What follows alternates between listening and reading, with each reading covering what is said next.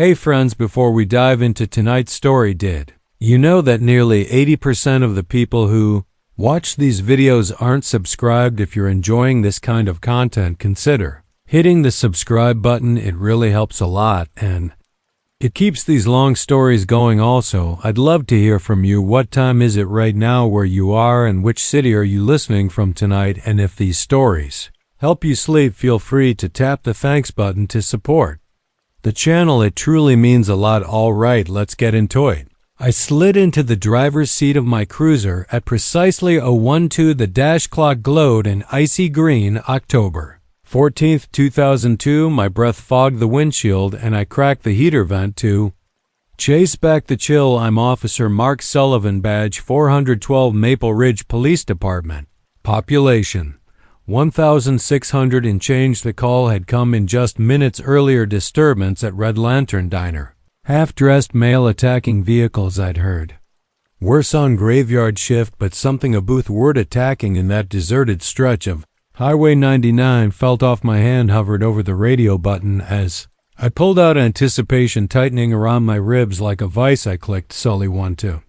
Dispatch responding to Red Lantern 8. A 2-minute static, then the faint hiss of the dispatcher. Nobody was around to back me up until at least 10 o'clock. Streetlights flickered in and out through the mist. The road was slick from earlier drizzle. And as I eased past the last cluster of pines, you thought about home. Warm bed, engine off, lights down low, but duty called. The diner's neon sign buzzed. Ahead, red letters have burned out, casting a pulsing glow across the deserted lot. I killed the cruiser's engine heart, thundering louder than any motor. With my flashlight in one hand and taser in the other, I slipped out onto gravel. The air tasted of damp earth and stale grease. Somewhere a loose gutter jangled in the wind. I pressed my shoulder against the doorframe to peer inside. Booths empty, coffee cups wiped clean, the counter glinting under fluorescent tubes.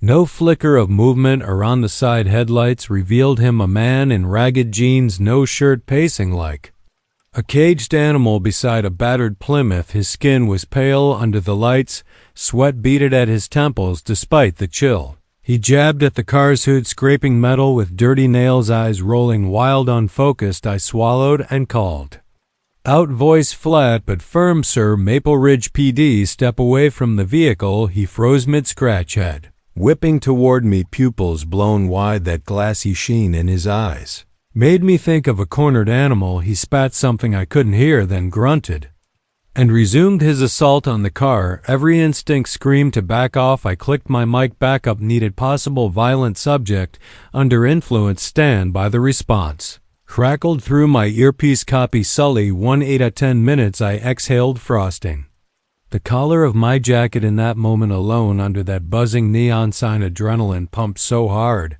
I swore I could taste it. I took a half step forward, aiming the flashlight at his chest to show my position. Hey, I said, step away, we're here to help. He turned fully, arms raised like he'd been challenged to a fight. He snarled the words, barely coherent, they're coming. His voice trembled with panic and rage. I recognized the signs. This wasn't booze or meth years on night shift. I dealt once before with PCP-induced psychosis, the rigid posture, frantic moments, superhuman strength. My knuckles whitened around the handle of my flashlight. In training, they drilled into us verbal de-escalation, first offer help, so I steadied my voice. All right, I need you to calm down, sir. You're safe here. Help is coming. He paused, breathing so hard steam rose from his lips. Then he bolted, sprinting at me with an inhuman roar. My heart leaped. I fired the taser. 2-prong sizzled through the air, but missed by inches. He kept coming. I slammed into him, flashlight whirling like a baton. He brushed it aside, hands reaching for my holster. Panic flooded me. I spun, dropping to one knee, twisting my wrist so my retention holster locked tight. His fingers scraped leather, then metal. I snapped my legs out, tripping him over the car's threshold. He hit the pavement with a thunderous crack, gravel embedding in his skin, but he was up again in an instant. Eyes blazing, rage renewed the fight. Blurred 1 second, I was on my feet, the next flat on my back, his weight pinning me to cold stone. Every breath felt like shards of glass in my lungs.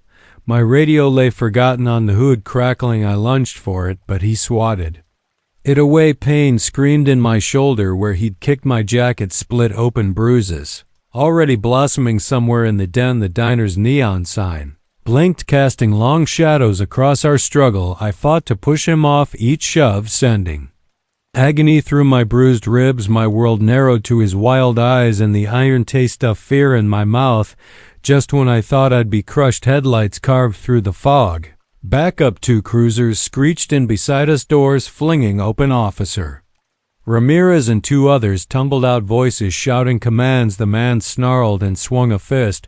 1 cop hucked a stun grenade. The flash and pop stunned us both. I seized the moment, hooking my arm under the suspect's and rolling him away. Gravel bit into my palms, blood cactus pricking every knuckle. He howled as cuffs snapped onto his wrists. A paramedic unit pulled in behind, lights pulsating. I shoved myself up against the Plymouth, body shaking so hard I could barely stand. They lifted him with straps, tucking him into a gurney, his eyes locked onto mine, glowing with a feral intelligence. They're watching.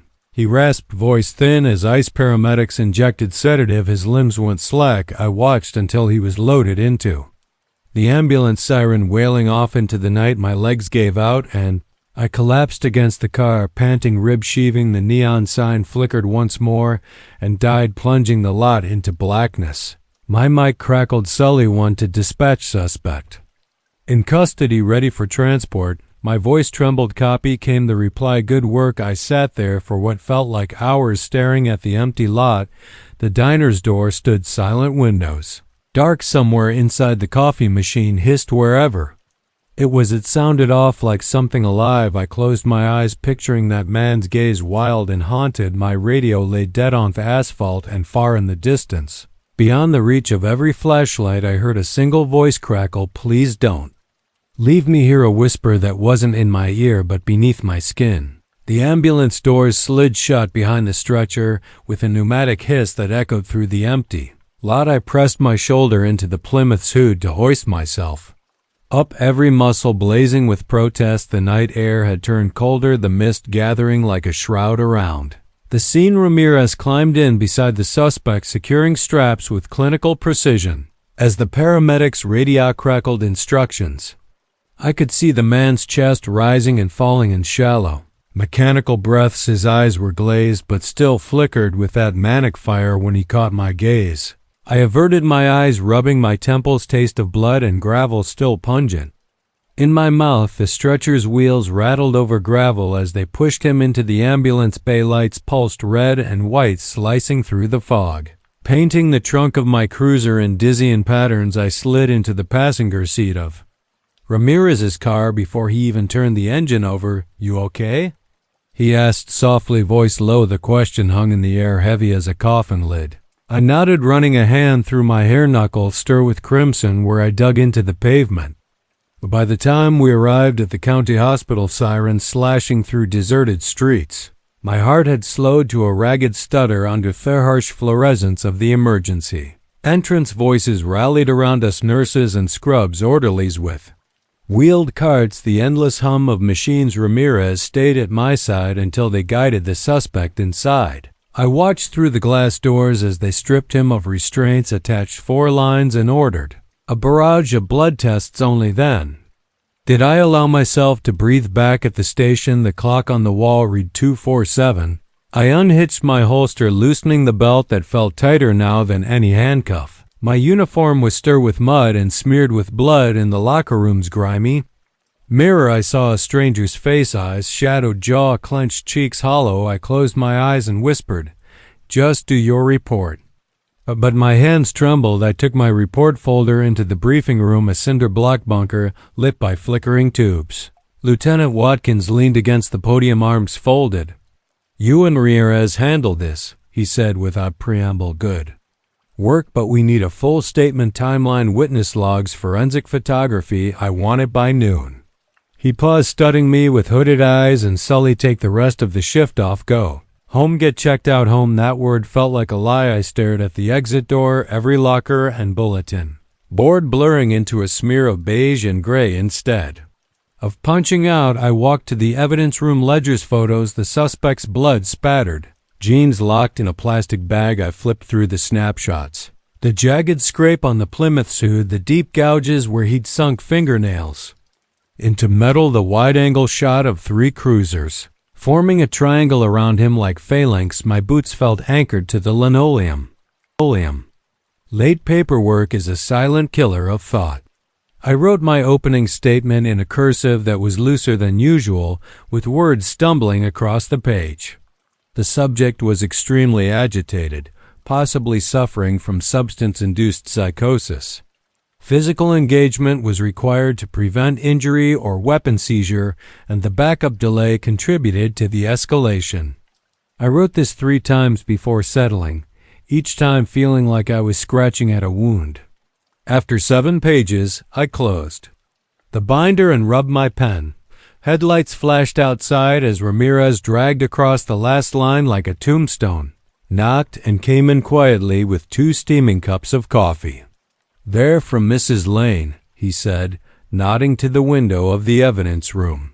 She insisted that I accept the cup with a grunt of gratitude, the heat seeping into my fingers, the coffee tasting like bitter burnt grounds that clung to my tongue.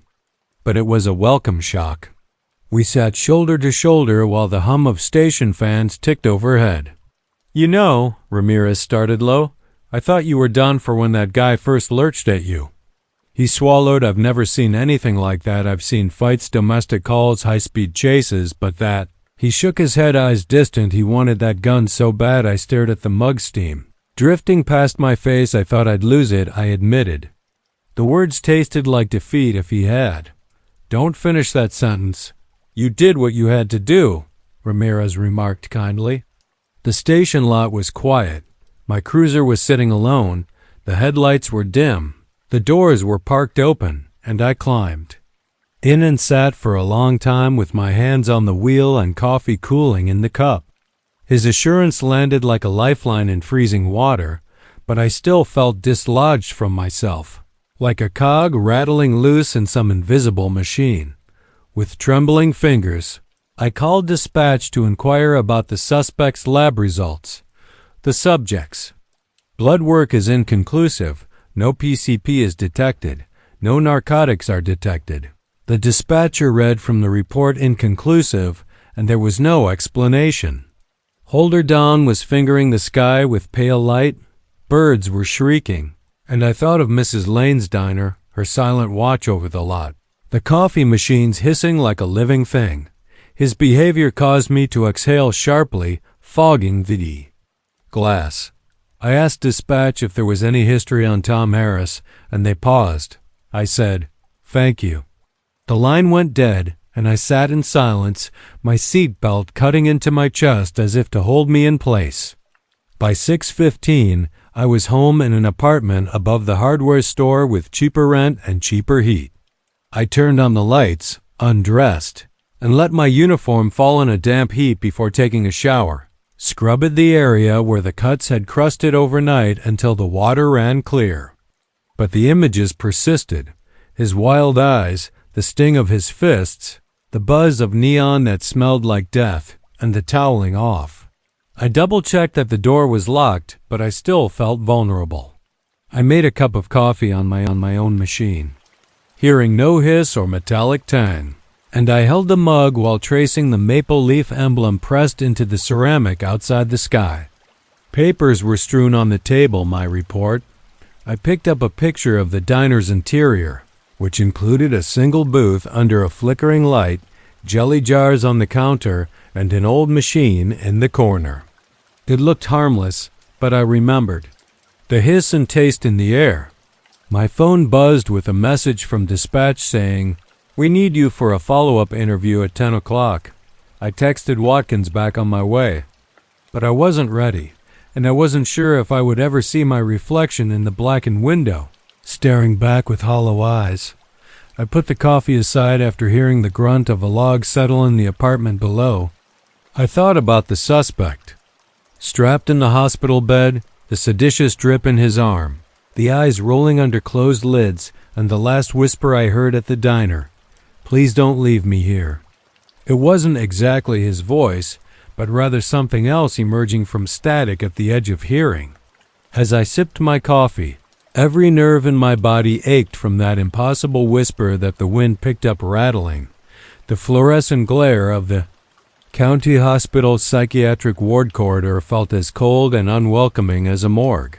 At precisely 10 a.m., and I stood up and pressed my palm flat against the glass, my fingertips chilling in the distance as the den of early traffic on Highway 99 woke up unaware. And somewhere out there the neon sign for the Red Lantern Diner flickered back to life. Pulsing like a warning, Tom Harris was strapped to a narrow bed, his eyelids flickering behind half-open eyes, tubes running from his arm to a drip stand, and a pulse oximeter glowing on his fingertip. Lieutenant Watkins led me through double doors that were padded with plexiglass. My uniform was freshly pressed, but it felt stiff, like an ill-fitting shell around my shoulders. The lieutenant stopped at a windowed observation room behind the glass. Watkins said in a low voice, "For an interview, but you need to be prepared because he's unpredictable." I swallowed the adrenaline that had been pumping through me all night, leaving a hollow ache. "Got it," I replied, and the lieutenant nodded before slipping away, leaving me alone in the gloomy hallway. I tapped the doors of the observation room, Intercom Officer Sullivan PD, asking for entry. There was a soft buzz and the door slid open, and I entered with a faint smell of desperation and antiseptic. Harris's bed faced with my shoulders slumped and my reflection on the mirror wall next to him. I cleared my throat. "I'm sorry, Tom," I said softly, dragging a folding chair toward the foot of his bed. "I need to know what happened." "You were found attacking vehicles at the diner. Care to tell me why?" I asked, my voice sounding distant as he propped himself on one elbow, his gray eyes tracking me, his voice thin and labored. He blinked slowly as if waking from a dream, whispering, "They came for me." My skin prickled. "Who's they?" He shook his head, breathing raggedly. "The ones who remember me." His hand twitched, fingers brushing at the sheet as if warding off an insect. I leaned forward to tell him, "You're safe here. Help is coming." I kept my tone measured during training. The phrase, "to the drip bag and back to me help," shook from his lips like a curse, and I opened my notebook. "When did you last remember being safe?" he asked, closing his eyes and furrowing his brow before the coffee. "My stomach sank coffee," he said, and his eyes flew open, pupils contracting, that familiar haunted sheen returning Red Lantern coffee. A nurse's voice crackled through his hands as he thrust himself upright, straps cutting into his wrists. The intercom officer said, "I'm going to sedate him because he's agitated." I held up a hand to wait because I needed more than sedatives. "Tell me what you remember." The lights overhead hummed a silence that was thick enough to strangle you. Then Harris leaned back and his head lolled, breathing slowed, and the sedatives tug was already winning. "It's wrong," he said. "Feels alive." I watched until his breathing stabilized, then he got up and left the room, his heart drumming and hot drumming, and Avinan. Uneasy rhythm outside. Watkins waited to see how it went. The lieutenant's lips pressed into a line, and I rubbed my pace. He thought the coffee was different, like it was alive or something. His blood work was clean, but his organs might still react to contaminants like heavy metals and pesticides. "We'll send samples." He turned and walked down the hall, and I followed him. My mind was spinning, and I heard the diner's machine and the last whisper, "Please don't leave me here by noon." I had met the forensic team in the evidence room inside beneath a harsh bulb sat.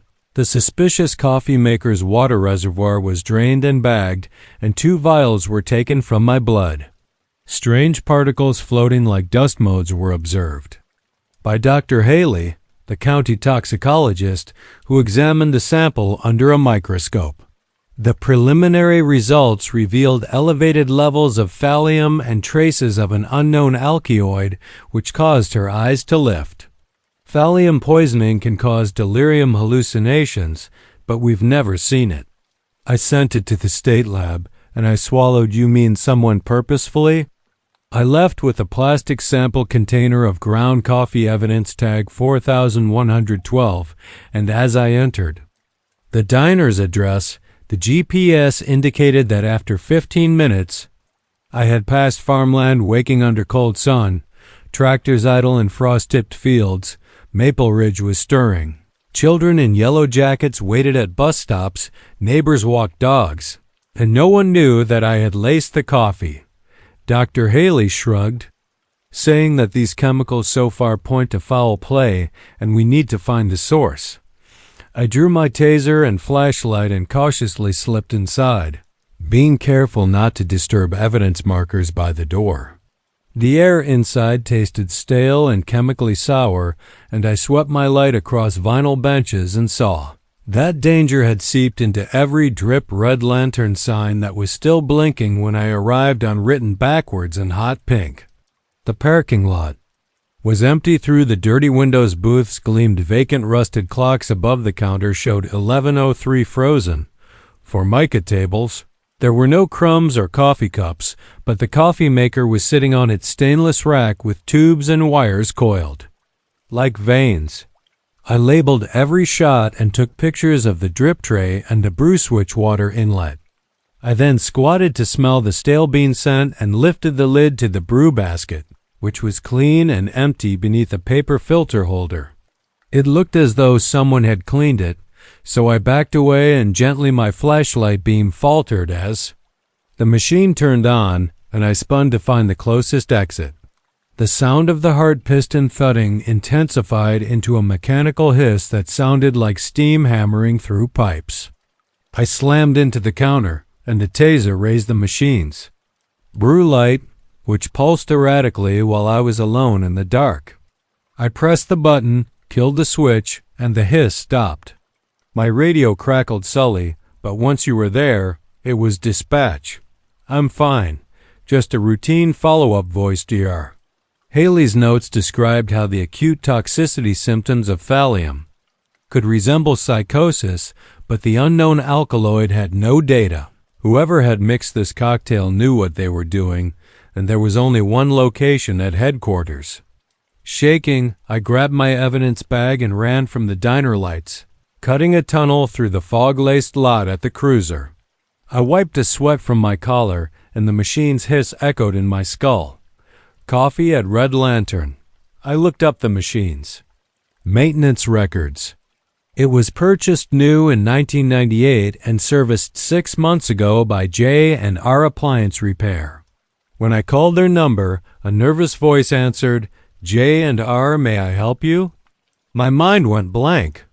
My name is Officer Sullivan, and we're looking into contamination at the Red Lantern Diner. The technician was on duty when the line went silent, and I can't remember their names. We rotate staff, but this was just routine cleaning. I pressed the "any signs of tampering" button, and after a long pause, we replaced a gasket standard part. I then hung up, and everything was perfectly normal by late afternoon. I had made a spreadsheet of potential suspects, including diner employees, maintenance technicians, and local chemists, but nothing stood out. Meanwhile, my own symptoms flared up, including a dull ache behind my eyes and a tremor in my left hand. I took a quick scene photo, hoping I wasn't exaggerating, but knowing that thallium poisoning can develop gradually. My phone buzzed with a text from Mrs. Lane, the diner's cook.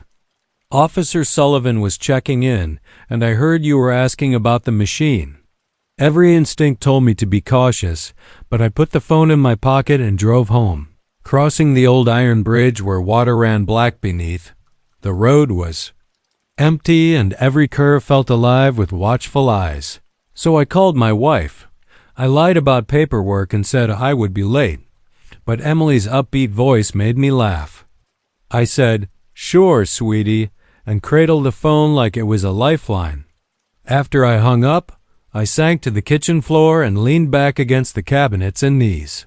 I stared at the coffee sample that was sitting on the counter, doubt gnawing at my stomach. The house was strangely quiet, with no hum of the refrigerator or creak of settling beams. I turned on all the lights that flashed through the rooms like a candle in the wind, and I found my service pistol in the locked cabinet and hefted it. The metal was reassuring, cold, and unyielding, and it wasn't the invisible threat in that drip tray.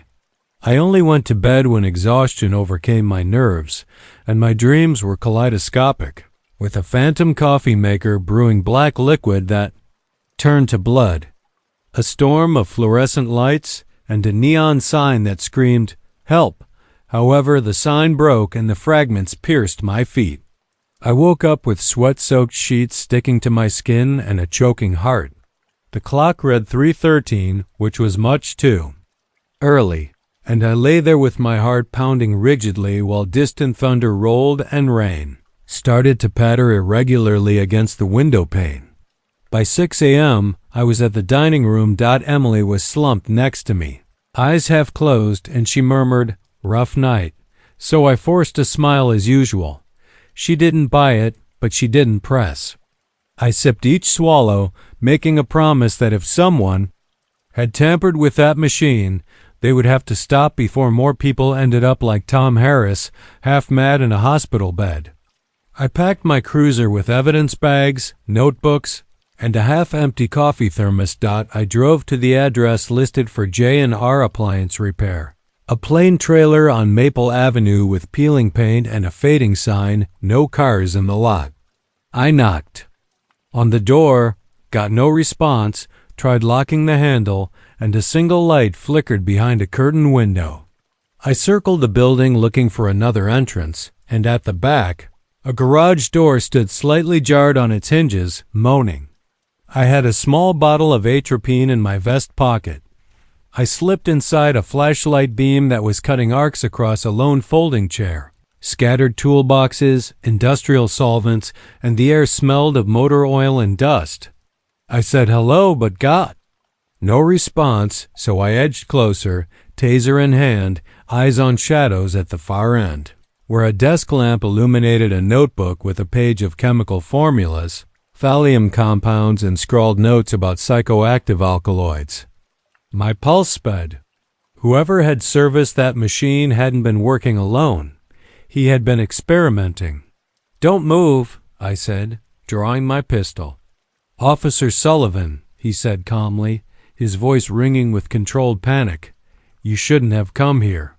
I weaponized coffee as a soft click behind me caused me to spin, and a figure stepped into the light coat, smeared with rust-colored smudges, his face partially obscured by shadow. I steadied the pistol on his chest as the hairs on my neck pricked. "Who are you?" He stopped looking at the notebook and said, "Call me. I'm just a technician, but they'll come for you." Then, as my finger tightened on the trigger, the garage door rattled as if there was thunder inside. He took a slow breath, and everything else went away, including the hissing machines outside, the distant pulse of neon, and the throb of blood. In my ears, I blurred into an unreadable smear. I holstered my gun, and I said, "Stay." Through the dim hands where I could see them, he didn't move, and outside a squad of cruisers pulled in, along with Ramirez Watkins and an evidence team, their faces set with grim purpose. I exhaled, and the technician raised his chin as if in defiance or invitation. It was impossible to tell which lightning flickered through a high window in that charged silence. I realized that once you step off the beaten path, once you draw breath near the edge of knowing there is no turning back, the world shifts under your feet, coffee machines hiss, shadows breathe, and ordinary nights become death traps. Illuminating dripping pesticide sprayers mounted on the walls, the machines for mixing fancy coffee now looked like alchemical tools of a madman, and the rain smashed the door and thunder booming like a gavel. I holstered my pistol as Lieutenant. Watkins and Officer Ramirez closed in on the technician, their cuffs snapping tight around his wrist before he could protest. His face was pale under the flickering garage lamp, his eyes darting like trapped rats, and I stayed back a step, heart pounding, flashlight beam dancing across his shoulders where rust-cold smudges were. The true predator Tom Harris was delirious over hot drip brew or the person standing in the dark waiting to finish what they started, while Ramirez searched the desk, securing the notebook of chemical formulas and a half-empty container of commercial coffee grounds. The technician's voice cracked as he whispered, "You don't understand, it wasn't supposed to end like this." The rain slammed against the corrugated metal roof in uneven drips, echoing around us like a restless heartbeat. As I looked around the toolboxes lining the walls, sprayers, solvent cans, and a single gas mask hanging like a grim sentinel, his words faded into the static of our radios, drowned beneath the thunderous downpour. Every surface was covered in a layer of motor oil and dust, and in the corner, an old stereo crackled to life before dying in a gasp of static. The world felt. Edges softened by the haze of adrenaline. Ramirez hustled the technician. Watkins turned to me and said, "Get that machine secured. We need to send it to the crime lab for analysis. I'll call for hazmat." I nodded and walked back to the coffee maker, which had a polished chrome surface that was dull in the darkness, and a drip tray that still glistened with residue that I dared not touch without gloves. I lifted the cover at the top, and slick tubes and coils glinted like the machine's front panel. Brew switch, power light, and water gauge were all illuminated by lightning. I tested the brew switch again, and it clicked, but there was no hiss. The wiring appeared to be intact, and whoever had wired it to deliver thallium or that unidentified alkaloid had done it inside the reservoir or water line rather than in the control panel. I took pictures labeling each vein, being careful not to disturb the evidence markers already placed by the text. As 412S1 outside sirens faded into the night. The rain had slowed to a spatter, but the mist clung low across the lot, curling around my boots. I put on nitro gloves, pried open the reservoir cap, and pulled water inside, which was oily and tinted a dull gray. I then collected a sample into a sterile vial and tagged it 412W1. I then wiped the outside with a swab and bagged the swab strip. "One machine, but how many more?" I mumbled. The realization struck me like a freight train when Ramirez flagged down a hazmat truck. As I got into my cruiser, the tech was already handcuffed in the back, and I slid behind him. When I thought of every diner and cafe in this county and beyond using the same model I'd seen here, a network of machines each quietly dispensing tainted coffee to unwitting victims, I killed the engine and sat in the dark for a moment, listening to my pulse and tasting copper on my tongue.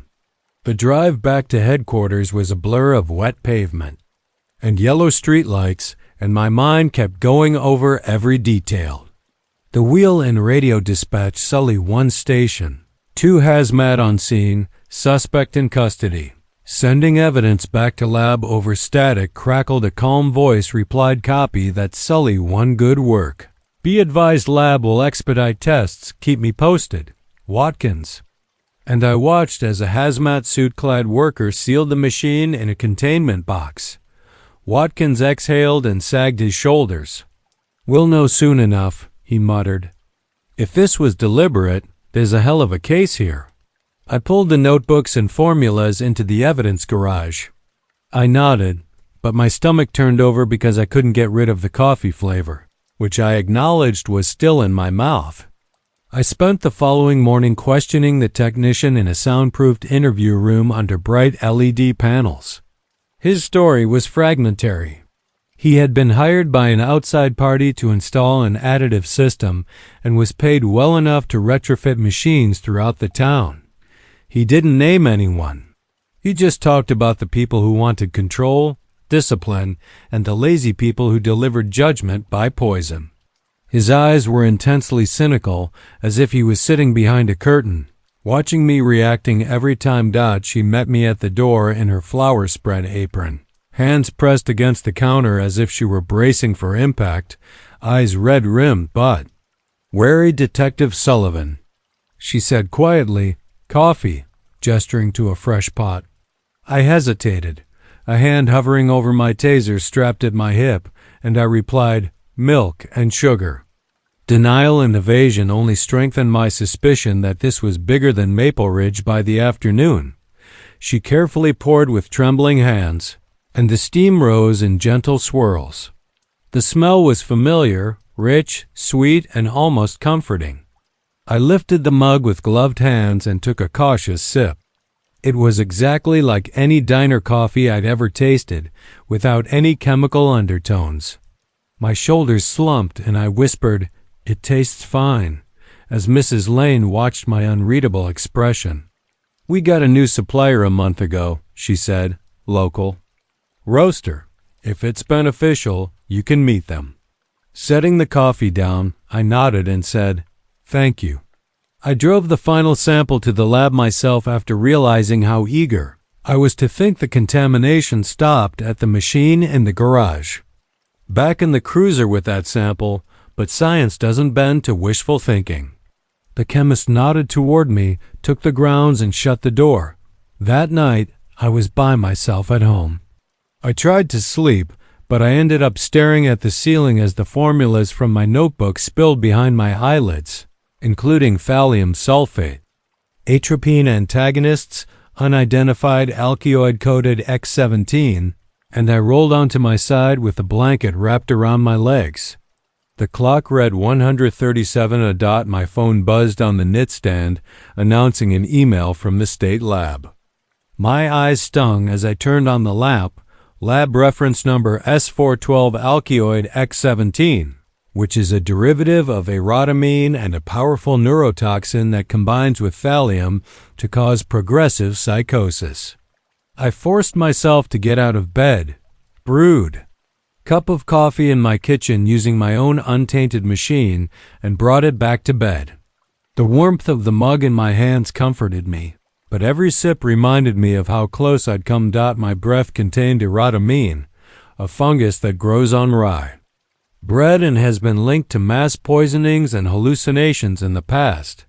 2 more victims were Ridgeview Diner, sister to Red Lantern and Design, who had the same model coffee machines. The network was real. Motor hyperactivity, with an LD50 threshold estimated at 0.02 milligrams per kilogram, was found in the hair follicles of 2 more people from Ridgeview Diner. The last thing I remembered before darkness took me was the echo of that hissing machine and the drip of tainted coffee tracing a path through my life. The moment I realized the scope of what we faced, not a lone madman but a calculated operation targeted, methodically terrifying, I fell to my knees, coffee splashing onto the carpet, the mug's shattered ceramic fragments and dark liquid pooling. Beneath me, my head throbbing, my vision swimming, I woke up with cold, delirious eyes fluttering under closed lids. My wife called 911, and paramedics arrived with atropine and chelation therapy to reverse the poisoning. I kept drifting in and out of the hospital amid a haze of fluorescent strips and alarms above. Watkins and Ramirez's visit to gravied behind. Plexiglass. The technician was in custody awaiting trial, but his masterminds were still ghosts in the system when Heston won. I eventually sat up in bed with tubes in my arms and monitors. As I stared out the window at the neon cross of the hospital bleeding into the dark sky, I became aware of how brittle reality could be. Ordinary coffee could kill, machines humming in lonely diners could become instruments of horror, and the people behind it, those who met in secret to calibrate dosages and engineer psychosis, walked free, hidden in plain sight. The electric hum reminded me of the diner's sign and of that last whisper there watching my reflection looked back. The nurse adjusted my fore and asked if I wanted water or more coffee.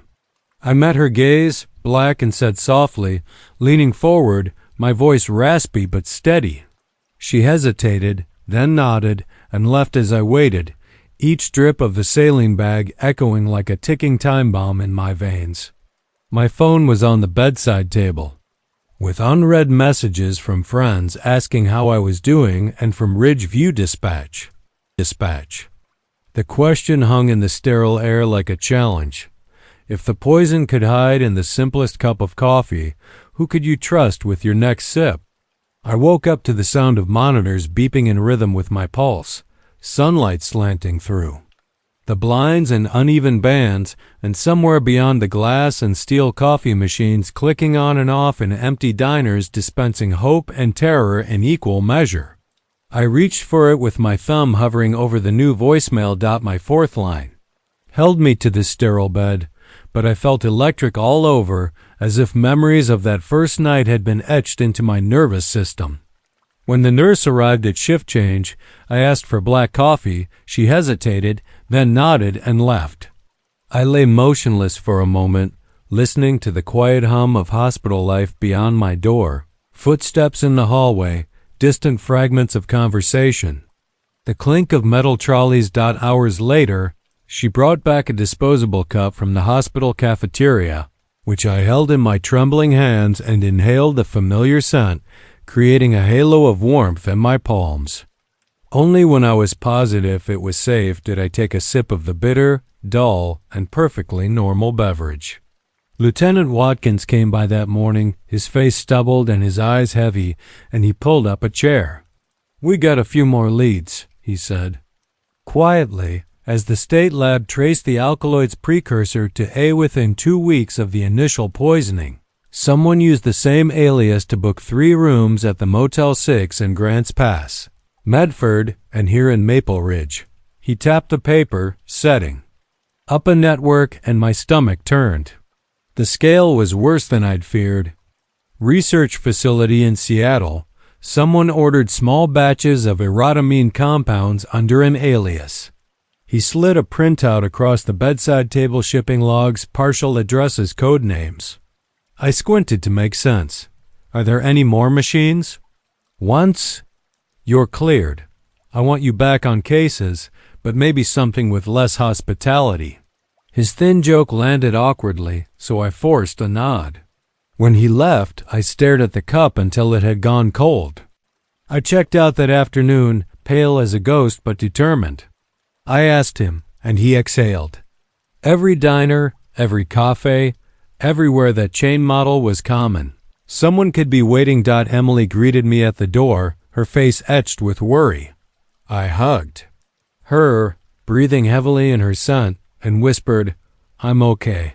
But in my mind, I relived the moment I collapsed in front of the machine, my vision tunneling, that last drip echoing in my ears.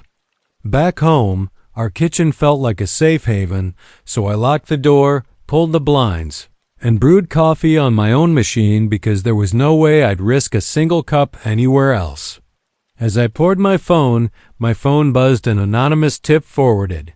Victor's Cafe on Highway 199 was parked at a lonely intersection with white clapboard walls and unlit string lights. I parked under the awning and approached on foot with my badge clipped to my belt, taser and gloves ready inside the bell above the door jingling.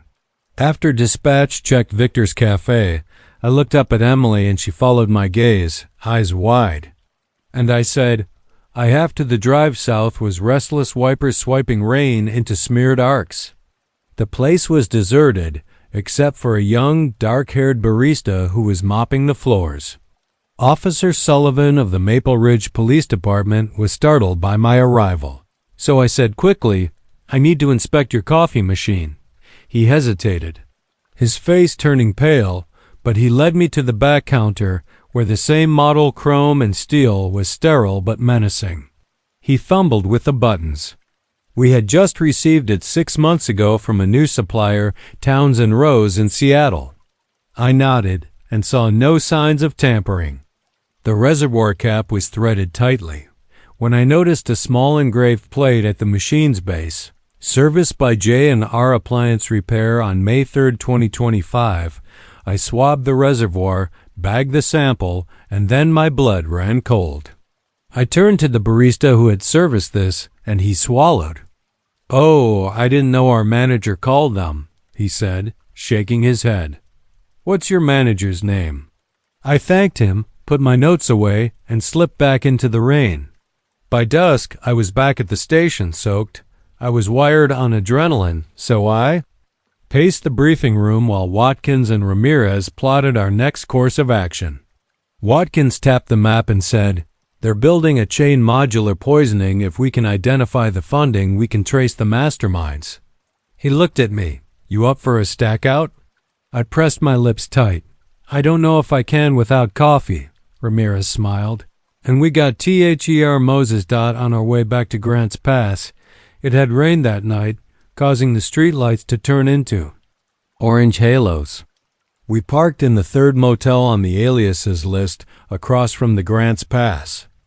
The neon sign flickered in the mist, and beneath it there was a small cafe window with a taped sign that read, "Grin Coffees." One light shone inside, and we waited in silence for hours, my senses sharpening with each step, car door, and drip of water from the eaves. Ramirez sipped from a thermos as I gazed at the cafe door. At 2:13 a.m., a shadow moved inside the cafe, and a man in a dark parka emerged with a coffee cup in hand. He looked around before slipping behind the building, and I whispered there.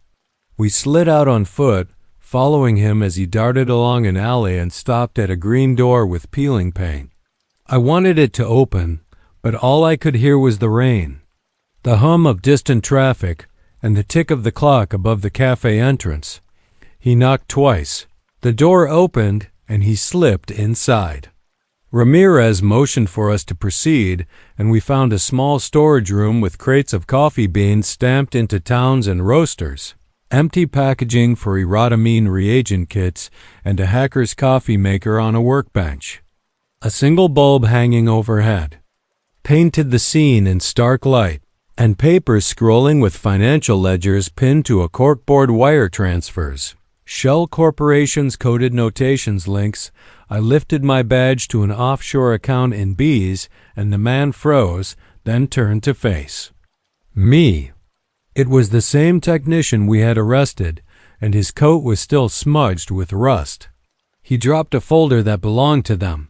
He said, "Horley the network," taking a shaky breath. "You think it stops at coffee, but their betting on chaos psychosis is just the beginning."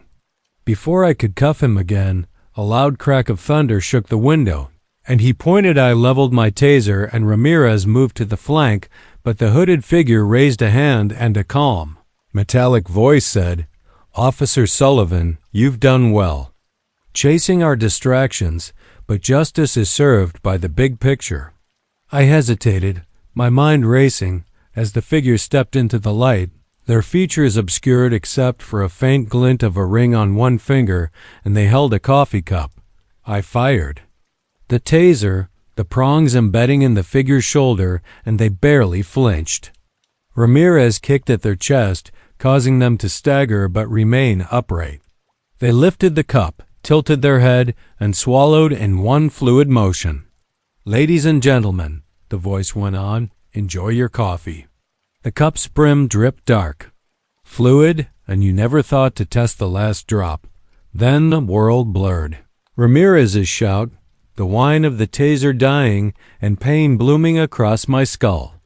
I covered my eyes as the figure backed away, and when I opened them, I was slumped against the workbench, with Ramirez next to me, bruised but still alive, the hooded person gone, the makeshift lab half destroyed, spilled beans, the reagent kit's cap removed, the technician lying prone, blood pooling beneath him, and the folder with open pages of names and local officials. I bolted upright, adrenaline tearing through my limbs, there in Dorchester, which is on the East Coast. Ramirez nodded, scanning the folder in disbelief that the plan was bigger than all of Oregon, a coast-to-coast network, and we had to alert the feds. There were business owners and even a few police officers, each of whose names were coded with a machine serial number. Ridgeview Cafe, Victor's Red Lantern Inner Grind, and a Final Line Dorchester County upcoming rollout.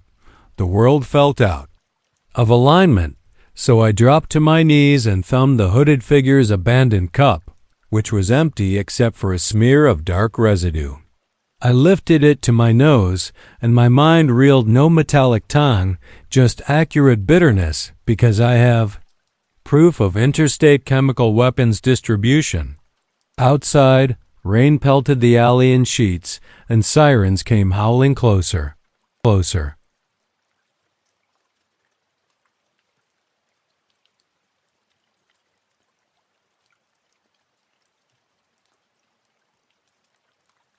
I answered questions in the rain with my uniform plastered to my skin. Emily arrived soaked and huddled under an umbrella, fear and relief roaring in her eyes. I embraced her, hiding my own panic behind a mask. We were not afraid that whoever planned this had the means and the willingness to drink poison. Finally, we secured the scene by packing evidence, tending to the technician by dawn, and federal agents swarmed the motel and cafe helicopters circling overhead tracer teams in hazmat gear.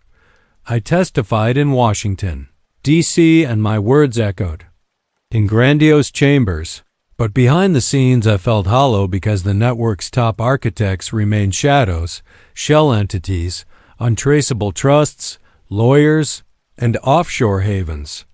The investigation escalated into indictments, raids, court filings, and news headlines that screamed, "Coffee terror plot foiled and cops versus caffeine conspiracy." A few months later, when I returned to Maple Ridge for vacation, the Red Lantern Diner was open once more. Neon was humming softly, and coffee cups were neatly stacked. I sat at the counter and ordered a black drip, watching Mrs. Lane pour. Her eyes met mine, knowing and wary, and she placed the cup in front of me. Steam rose, carrying the smell of roasted beans.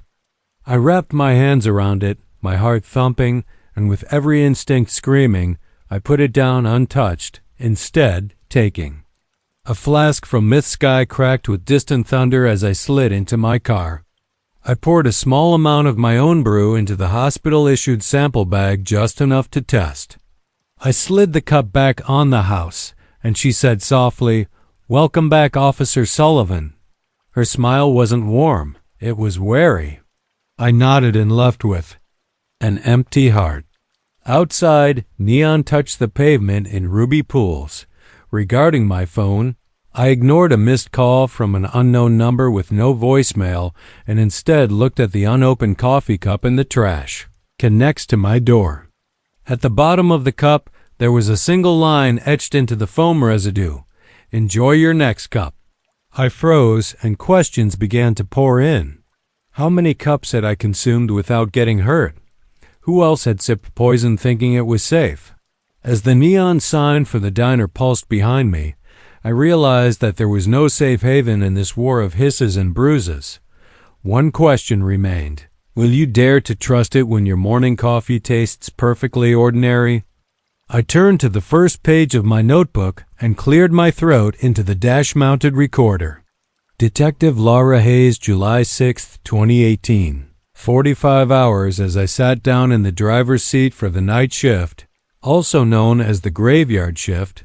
It had always felt like a different world because street lamps cast brittle pools. Ohio summers were humid nightmares, with the air clinging to your skin like a wet blanket. I had taken my coffee from the precinct's break room 5 minutes prior, but it was already lukewarm. I had been on the force for 13 years, but nothing could ever dull that first surge of tension when the sun finally set and the real work began. I thumbed the collar of my uniform shirt, the thin fabric already damp with sweat. My partner officer, Marcus Reed, was still at the station finishing paperwork when the fluorescent lights overhead flickered softly as I idly traced the condensation. On the foam cup, I felt a buzz in my shoulders from the adrenaline from a routine property damage call an hour earlier. He had asked if I needed backup tonight as part of standard protocol, but I told him that I had it under control. Backup never came quickly enough when, in any case, solo patrol was a part of the job because when you're the first person on the scene, you only have yourself to rely on. At 0052, the radio crackled. All units, domestic disturbance in progress. Possible shots fired. I tightened my grip on the steering wheel and responded. Code 3. I then switched on the siren, and the black and white leapt forward, its red and blue lights dancing off the low-hanging eaves of suburban homes. The sound of the engine roar was my forward heartbeat. Crestwood Drive was a narrow cul-de-sac lined with maple and oak trees, their branches arching overhead like gnarled sentinels, and at its center stood a two-story ranch house number 130. The vinyl siding was streaked with rain from the storm last night, and a single balcony protruded out above the garage. The white railings now glinted under my spotlight, and the entire street felt frozen in that moment. As I drove down Elm Street, my tires whined against the asphalt. The swirling blue light told me it was anything but peaceful, so I killed the Kisdol siren, throttled the engine to a stop 10 feet from the curb, and grabbed my flashlight and radio mic. The beam of light pierced the darkness and revealed tiny pink-stained gravel scattered across the lawn. I squatted low and edged toward the house, calling out, "Maplewood PD." Detective Hayes' silence responded. The standard procedure would be to wait for uniformed units, but the dispatcher's tone indicated that there was already chaos inside. I edged up the front steps, my flashlight trained on the balcony railing, and the sliding glass door was cracked open with shards of glass slivered at our feet. I took a breath, pushed it the rest of the way, and then the telltale sound, plaque of shoes on wood above came. I felt like someone trying to hide, and my heart thumped. A man in his early 60s with white hair brushed back held a revolver in a shaking hand, his knuckles white and his chest heaving with each exhale. "Sir," I said in a steady but clipped voice, "drop it." Then, in a single fluid motion, I vaulted onto the balcony. Inside the living room, a teenage girl stood pressed against the wall, her eyes wide, tears streaming down her face, frozen in the blue glow. The man's breathing caught, so he lowered the gun an inch. That was all the hesitation I needed to fire my taser at his center. "Now," he said, not moving his gaze, then down where something I hadn't seen yet lay sprawled my stomach. I nodded, and the girl, who was no older than Aiden and wearing pajama pants and a tank top, scrambled forward, screaming, "Dad, please. Jason, please, please stop." I holstered my taser and walked over to Jason Miller's body, who was lying face down with one arm curled beneath his chest and the other sprawled beside him. His body convulsed as the revolver slipped from his grasp and clattered against the tile, and he collapsed on his side while still twitching the wheel of spent shells rotating beneath him like a rusted flower. I flipped him onto his back, and his wide eyes gazed at the glittering glass pieces on the ceiling. He was still alive. So I grabbed my radio mic and dispatched EMS to 130 Crestwood right away.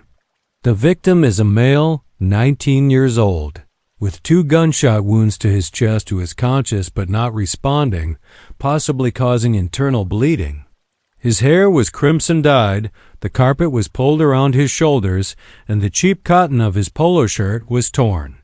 There were 2 ragged holes on the right side of his chest. Not mushroom-shaped entry wounds, but clean, precise holes caused by 3 8-caliber bullets. "Maplewood PD," I said into the microphone attached to his shoulder, "you are under arrest for the shooting of Jason Miller." He attempted to speak, but all he could manage was a low moan. The flashlight beam danced across the man on the floor, Charles Thompson. His eyelids fluttered, and I dropped to one knee next to him, pressing my sidearm's muzzle to prevent him from headbutting me. When one of the uniformed officers finally showed up and kicked open the front gate behind me, I gave Thompson to Jason and knelt down beside him, rolling him onto his side in case he puked. His eyes were unfocused and his lips were gray. I whispered, "Hang on, kid. Help is coming." 10 minutes later, EMTs burst through the front door, carrying defibrillators and stretchers, and their presence broke the darkness. I watched from the edge of the scene as they removed Jason's shirt, applied gauze to his wounds, and flipped him onto the stretcher. Every move was professional and urgent, but I could feel it in my bones that we were too late. As they wheeled him past me, I caught glimpses of his face, a boy's face filled with hopes, fears, and mornings yet to come, but he didn't look back. His eyes glazed. I followed the gurney down the stairs past a sobbing Emily. Her cries were momentarily muffled by the ambulance's dump truck roar as she ran to Jason's side. Inside the ambulance, the M doing chest compressions gave me a quick glance and said, "He's bleeding out, detective." I had the same knot in my throat, but I couldn't let it show. I barked and pumped harder for 5 minutes as we battled for his life. I watched every compression and shot of epinephrine and counted. I backed away from the house while the shape hovered at the edge of the porch light, its eyes glowing faintly as it watched me force my legs forward and run to the cruiser. The driver's door handle was freezing cold, and my hands were shaking, so much that the keys rattled as I pushed them into the lock. Eventually, it clicked and I yanked the door open. Inside, it was completely dark, the dash lights were dead, and when I opened the hood, I saw nothing but corroded connections and dead wires. My pulse was racing. A low keening wail drifted from the open front door, echoing across the lawn as I slammed the hood shut and circled around, looking back at the house in the glow of the one porch lamp. The rocking chair in the attic window swung back and forth as if someone were gently pushing it. I unholstered my pistol and stepped forward, training the beam of my flashlight back on the porch, and with each step crunching on broken glass and twisted nails, the wail rose to a terrifying height. Scream that seemed to come from inside my skull made me hesitate at the threshold, boots creeping over it again, but something deeper and more pressing pushed me forward. Inside the foyer, the sofa that had been overturned was replaced. The upholstery was shredded, the stuffing fluffed across the floor like cereal. The chandelier hung straight crystals tinkling in the breeze, and I couldn't feel the phone on the table. "Hello," I whispered, and the hall rang shrilly. Then, like a trapped animal, I froze, my flashlight shaking, and I clicked off my radio again. There was no dispatch or backup, just that insistent ringing. For a moment, there was perfect silence, and then there was a soft, rasping voice that was barely above a whisper. "Officer Langley, you're late." My blood ran cold. The voice was mine, an echo of my own tone, but it was distorted as if it were played back through a warped speaker. "Who is this?" I crouched in the shadow of the staircase, sat a child's bicycle bent and broken, the paint chipped to reveal rust. A doll lay face down on the floor gown soaked in dark liquid against the wall, and I called, stepping back as my flashlight beam danced along the walls where new scratches had appeared. I counted 23 tally marks carved into the plaster. Someone had scrolled in crimson paint, "So you went back." I swallowed dry and turned to back away, but the hall was too long. The ceiling was sagging. Doors were appearing where none had been. My footsteps were quickening and echoing strangely, and the air became cold with every exhale leaving a trail of mist. I passed the kitchen doorway, where the sink now contained dozens of ringing phones with their cords tangled like serpents, and I heard bells clattering even though no one was dialing. I hurried from the kitchen into the hallway that led to the stairs. The door at the end creaked open by itself. There was no handle or lock, just a huge hole that led into pitch. I mustered all of my courage and scuttled forward, barely reaching the first step. As I descended, a chorus of distant whispers rushed against my ears, each voice softer than the last, calling for help. Halfway down, I noticed movement dot as the hand retreated. I slammed my boot into the next step and scrambled down the hallway, which stretched impossibly farther into darkness ahead. A single point of light flickered, and my flashlight was still lying face down on the warped floorboard. Below, a pale hand slid along the banister, fingertips twitching my pulse. "Elena," I called, my voice unsteady, no answer, only a soft scrape. "Elena's." face was transfixed when the beam landed upon a figure pinned to the wall after. I grabbed it and flipped it. My heart seized as I screamed silently, my eyes wide, my mouth gaping, and I ran past her, staggering into the living area. The front door had vanished, leaving only a blurred outline that appeared as though the wall had never been there. I went to check for another exit, but all of the windows displayed unbreakable darkness. My breath came in ragged sobs as the fog from outside crept inside and swirled across the carpet.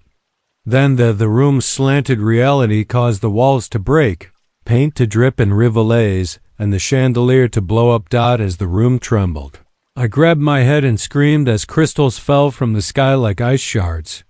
I was alone in the foyer. Once more, when everything stopped moving and the door was closed as like nothing had happened. My radio cracked to life. Langley, are you okay? The backup is here? The dispatcher's voice is heard. Was composed and professional, but I shakily exhaled. I'm okay. I controlled my voice, wavering. I just got disoriented. I made myself open the door so they wouldn't notice any unusual stains. Would remove the scratches on the walls, fill in the phones, and remove the doll as well. Outside, the fog had dissipated and my cruiser could only see the faint gleam of dawn peeking over the horizon. As I turned the key, the radio shut off, and I stepped in with my knees stiff and the engine heated from the idled tailpipe smoking. The house at 117 stood silent, and its windows were still as I suddenly peeked out the window, shivering. It was dark again, so I turned on the car and drove off, never turning around. But every night since a phone rang in the quiet of the corridor, and I heard a murmur of someone walking by me. When I woke up, my flat smelled like damp rot on my pillow. I looked for marks on the walls, but discovered none. The list of names doesn't match my calls, and the scratching resumes on the after the anniversary of that night passes. I've considered returning one final time to wrap up the case, for good. But occasionally I notice movement in my rearview mirror as the headlights sweep across it. No matter how fast I drive, the rear seat has a pale face, lifeless eyes, and a frozen mouth in a plea. I want to know if the thing that haunts me may follow me home invisibly, since it doesn't go away. How will you know it won't come for you next? The world, and whisper my own voice back to me. A child's bicycle lay abandoned on a lawn with its chrome handlebars gleaming as I drove home in the growing dusk. The air smelled of cut grass and late summer blooms. I sat motionless on the steering wheel of my cruiser, my fists clenched on the steering wheel, and the engine ticked as it cooled. I thought about my recorder, the one I kept for these sessions, and occasionally wondered if I'd be able to listen to these tapes in years without wincing, or if I'd be too ashamed of how broken my voice sounds. The world outside my windshield was normal, with the quiet hum of air conditioners and the glow of porch lights. I grabbed my recorder one last time, and on night 2, I whispered, "The ghosts won't let me rest tomorrow." I swallowed hard and concentrated on the road ahead, but in the rearview mirror, I thought I saw a flash of movement behind me, a shadow, drifting across the back seat. I blinked, and it was gone. I tucked the recorder into my coat pocket and went outside into the night. A late breeze stirred the leaves, and somewhere a dog barked. I exhaled into the darkness, thinking, I'm still here, but I'm not sure how long. I then closed my eyes and waited for sleep, anticipating the start of the nightmares. I woke up to the shrill chirp of my phone at 5:30 on July 17th.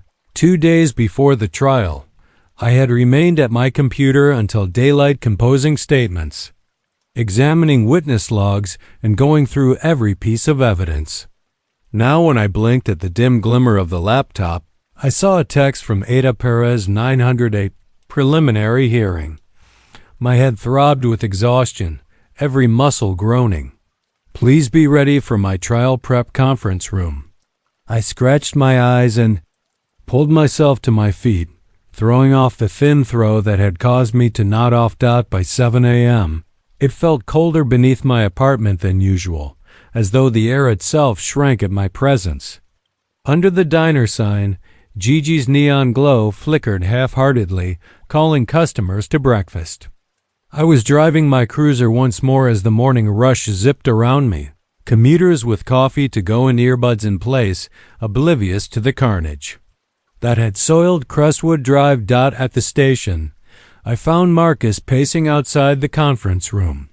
His uniform was clean, but his eyes were bloodshot. "You okay?"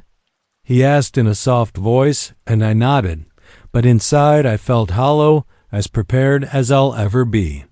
Ada Perez waited with 2 lawyers from Thompson's defense team. I thought of Emily Thompson now in therapy and Jason Miller forever silenced.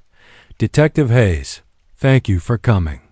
We'll go over direct examination, cross-examination, and potential evidentiary objections. Are you okay with the timeline?" I opened my notebook to the printed timeline I'd painstakingly compiled, which showed dispatch at 0045, arrival at 0052. First shots at 0103, and a variety of coffee cups, some full and some abandoned. Perez gave me a curt nod. 0145, the defense lawyer, a slender man wearing a tweed jacket and wire-rimmed glasses, leaned forward. "Detective, we might doubt the precise timing." I made my voice steady, but dispatch logging can lag by a few seconds. My dashcam is synchronized to GPS, which closely matches dispatch. The 2-minute window includes my acknowledgement delay and manual logging, and I'm sure those times are accurate within a few seconds. He scowled, but we continued drilling potential cross-questions for 3 hours. "Did you draw your service weapon before tasering Thompson? Why didn't you wait for backup? How did you approach the balcony?" Every time I relived the moment I stepped onto that wooden railing, I could hear the echo of my boots, feel the rush of adrenaline, and my palms started to perspire just thinking about it. I nodded, but the thought of an execution made my stomach turn. Marcus then drove me back to the station to finish paperwork, where I watched the suburban landscape pass by well-kept lawns, boarded-up mailboxes, and kids' bicycles left in driveways. Everything seemed harmless until you imagine a bullet hole where the wood splintered at my locker. I changed into my regular clothes because I had to go to the scene before the trial to take pictures of the balcony. When I returned to 130 Crestwood Drive at 1300 hours, the yellow crime scene tape had been taken off, but there were still faint outlines in the grass where the officers had stood. The balcony railing had a small gouge in the paint, probably from Jason's boot. I knelt down and put my gloved finger to the splintered groove in the afternoon sun. The edges were jagged and sharper than I remembered, and wood fibers protruded, like splinters from a broken bone. I entered with caution so as not to disturb the still-stained carpet, which was now covered by a temporary mat that the Thompson family's cleaning crew had laid. I took pictures of the sliding glass doorframe glass pieces that were still lodged in the track and the door knob housing, which had a smear of dried blood on it. I used a cotton swab in my kit to get a sample, and these minor details could show how far Thompson leaned out when firing the second volley. I closed my eyes and took a deep breath. I could almost hear the ghostly echo of gunfire, a distant hammering in my skull, and I shivered before exhaling and opening my eyes to focus. On the horizon, a mail carrier walked down the street, unaware of the remains of tragedy beneath her feet. It felt surreal to be back in my cruiser as I drove to the county morgue, where the coroner's office had kept Jason's body for an independent review. In the sterile hallway, I located Dr. Singh, who had performed the autopsy, and he beckoned me into the examination room. Jason's body was lying on the autopsy table, covered by a sheet up to his mid-chest. Dr. Singh carefully lifted the sheet, and the wounds were gory, with 2 clean parallel tracks angled slightly downward. He marked the entry and exit points, comparing them to diagrams, and these trajectories suggest the shooter was leaning over the balcony railing and firing into a prone subject within seconds of the first set of wounds. Based on the hemorrhaging patterns, I traced the lines with my gaze that corresponded with Thompson's position. Dr. Singh nodded, which also suggests that he didn't hesitate to press the trigger repeatedly. The word struck me like a hammer. Yes, I whispered execution. I thanked him, and by the time I got home, my stomach was knotting. When the sun went down that evening, I opened the window to let some cool air in, but I couldn't get rid of the feeling that I was being watched. On my desk, I had the printed photos from the conference room, the balcony, the shell casings, the autopsy diagrams, and I had carefully labeled each one into an evidence folder. At 2,100 hours, I forced myself to eat a frozen lasagna that was undercooked at the edges and felt like cardboard. Drank water instead of tea because I couldn't take any more caffeine. I then went back and read the section on the use of force in the station's policy manual. It makes it very clear that after the threat has been neutralized, more shots are excessive force, but the defense would argue that Thompson saw an ongoing threat. How can you prove a helpless boy in a prone position wasn't dangerous? I closed the manual, rubbed my temples, and went to bed at midnight while the air conditioner was humming. Like a distant thunder, I closed my eyes, but I was unable to fall asleep. Instead, I lay awake, listening to my clock, the hum of street lights, and the faint thump of wind against the window pane. At 217, I woke up with a start and paused at my door, putting on the lamp. The room was empty, my heart pounding. I told myself, just the house settling, but the sound lingered in my ears, reminding me that even solitude can betray you. The following morning, I had more interviews. I interviewed the first responding officers, recording their memories of Thompson's manner, Emily's screams, the timing of the taser deployment, and each account fit the story until I spoke with Officer Franklin, who hesitated when asked about the second volley detective. He said, "Get away," and then was fired again. I can't explain his calmness. It seemed methodical, and I took note of every word, realizing how important the adjective methodical would be in court. By mid-afternoon, I was completely worn out when I went outside to get some fresh air. The sky was gray and a school bus crawled by on Crestwood Drive, with kids talking inside and not realizing the horrors that had happened there. My radio crackled. "Life Detective Hayes, your presence is requested in records." I clicked it off, swallowed my annoyance, and went back to records, where I discovered a stack of background files on Charles Thompson, who had served in the military. For 20 years been discharged under honorable conditions, and then lost his wife. Eni looked through his personnel file for references to anger management after he had a car accident 4 years prior, struggled with depression, taken time off for counseling, and returned to a desk job. I found no red flags or violent incidents, just a father who lost his wife and a teenager who died while attempting to surprise his girlfriend. I printed out the pertinent pages because they would support the DA's claim that Thompson was not an active threat actor, but rather a grieving widower whose emotions when I eventually left the station in 1930.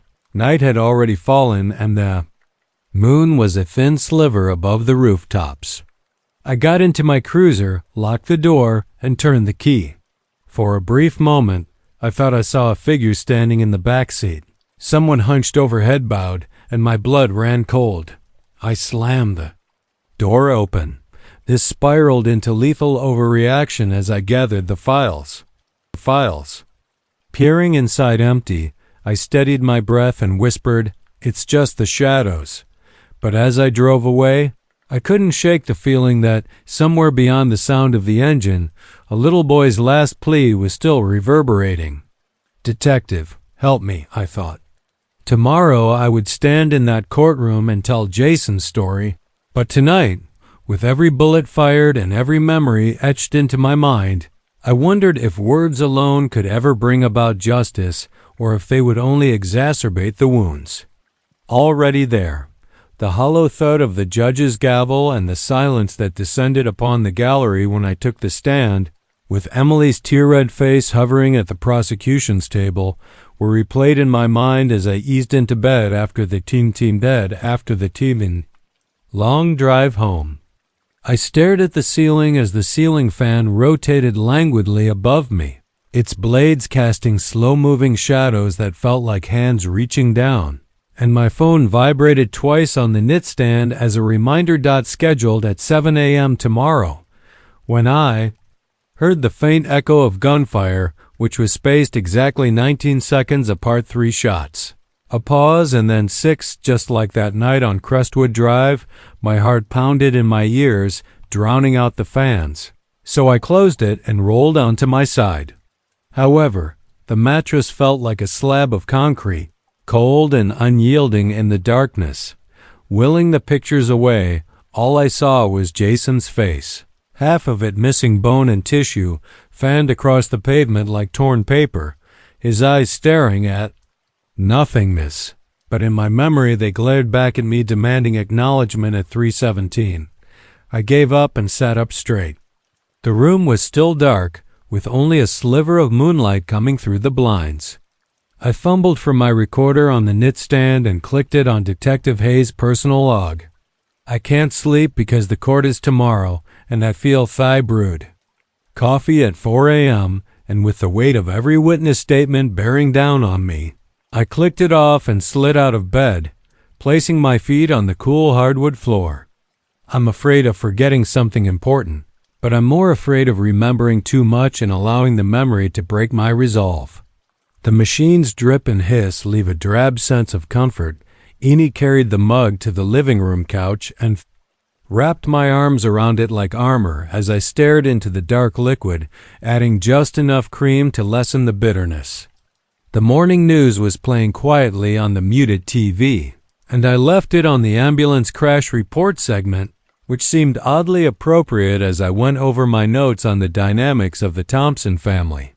Charles Thompson's personnel file had shown no history of violence, but his counseling record suggested unresolved at 5:45. I was in uniform and driving to the precinct. The sky was still pitch black, but the first signs of dawn were peeking over the horizon. Homestead Road was empty, save for street sweepers and the occasional stray cat scuttling across the lanes. He had not told his superiors about his downward spiral after his wife's death, because there was no mandatory protocol for civilian mental health reporting. Tapped the mirror to calm myself after seeing a tired woman with dark circles and disheveled hair pulled into a loose bun in the rearview mirror. At 6:30, I joined Marcus in the roll call room, where he gave me a foam cup, which I gratefully sipped. His face was drawn rough that night, so he asked, "You have no idea," I muttered.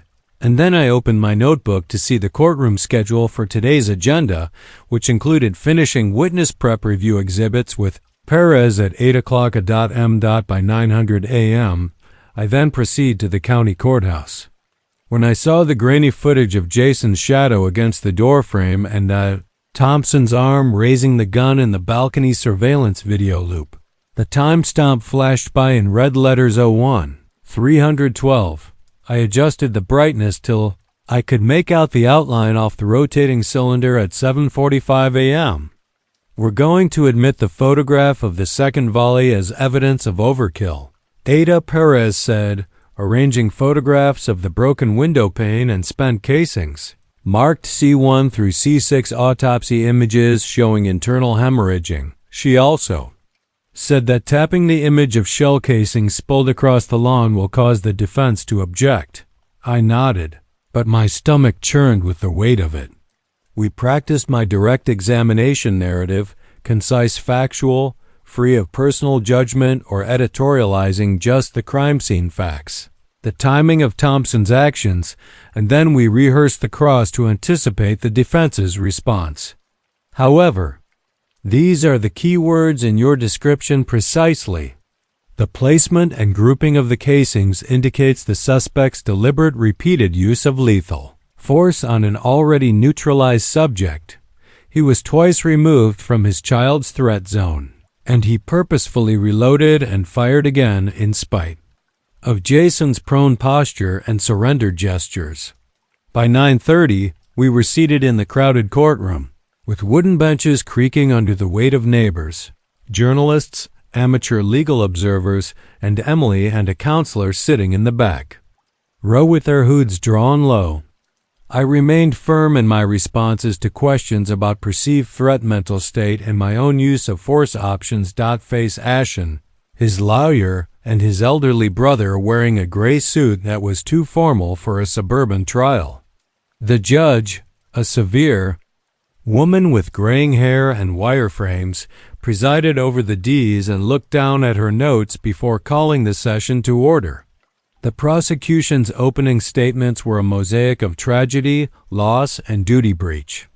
The defense attorney then appealed to fear and misunderstanding, arguing that a man defending his daughter was acting impulsively rather than maliciously. When my turn came, I got up and walked to the witness box. My uniform felt tight and constrictive, with every pin, badge, and accusation waiting to be explained.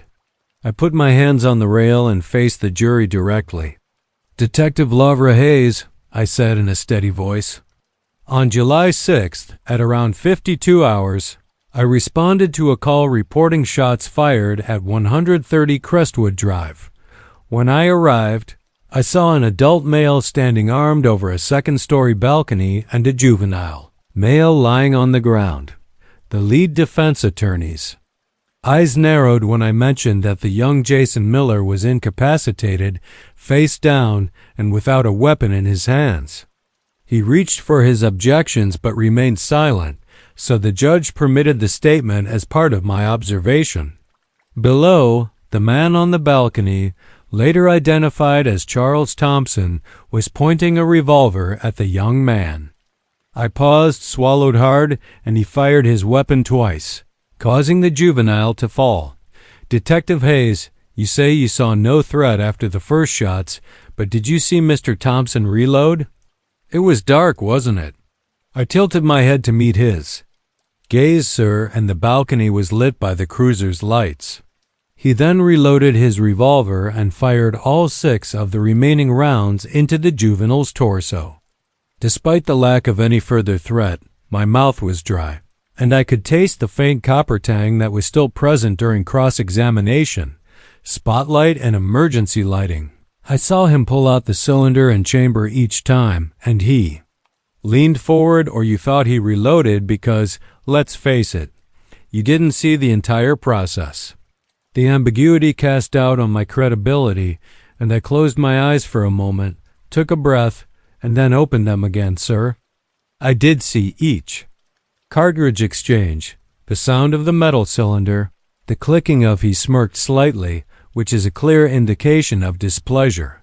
The rounds chambering, the muzzle flash, specific auditory and visual cues are subjective, and as a detective, you're depending on your senses, which can be compromised under stress.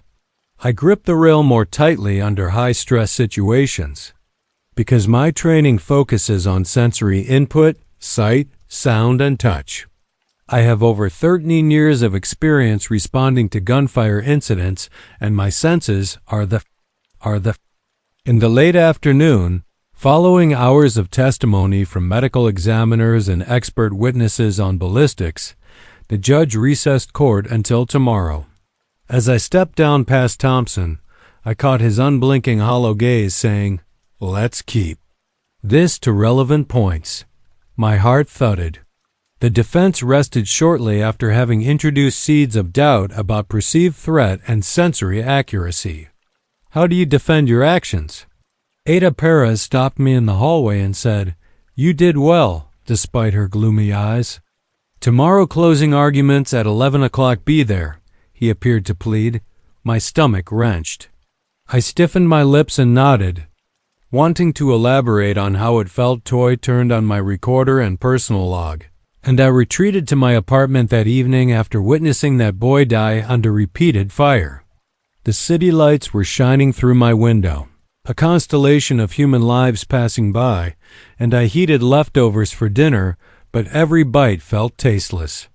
The courtroom felt like a crucible, testing every aspect of my perception, my reaction, times, and my motivations. I'm exhausted, not physically, but emotionally, and I'm afraid. Will I feel vindicated, or will I just feel the emptiness of a boy who cannot be brought back? I don't know. I clicked it off, sank onto the couch, and wrapped a blanket around my shoulders. My phone buzzed again, expecting another legal update, but when I unlocked the screen, I saw an anonymous email with no subject line and a single attachment in the body.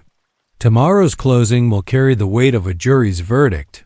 I tapped to open the grainy but unmistakable image of Jason Miller alive, standing inside a church hall, grinning widely, and handing out cookies at a fundraiser. Behind him, a banner read Maplewood Youth Outreach, and I recognized the stained glass windows of the hall. I had processed hundreds of crime scene photos, but I had never seen this one before. The timestamp on the image read June 1st, 2018, 5 days before he passed away, and beneath the photo was a line of plain font that stated that he wasn't just a kid on AI. Mailed the attachment to Ada Perez under urgent, then sank deeper into the couch, the photo burning itself into my thoughts as I sat there. The hum of the refrigerator sounded like a low heartbeat, and the anonymous note echoed in my head. Detective, what else wouldn't you see? My chest tightened. Who would have sent this? I stared at the photo. The warmth of his smile contrasted violently with the horror I carried in my mind. My vision blurred with tears. With this new image, I wondered what else might be hidden. Every detail that I thought was certain seemed hazy. And in that uncertainty, I felt the walls closing in tomorrow. I would stand before the judge and jury one last time and present the facts as I saw them. But as I understood it, the trial would depend on whether the jury thought Thompson saw a threat or if they thought Jason was just a boy who climbed for love and paid with his life. When I turned off the lights and reclined on the couch, I realized that the true question wasn't what had happened on that balcony, but rather what I might have missed in the shadows. I fell into a troubled half-slumber, the anonymous message echoing in my head, "What else don't you see?"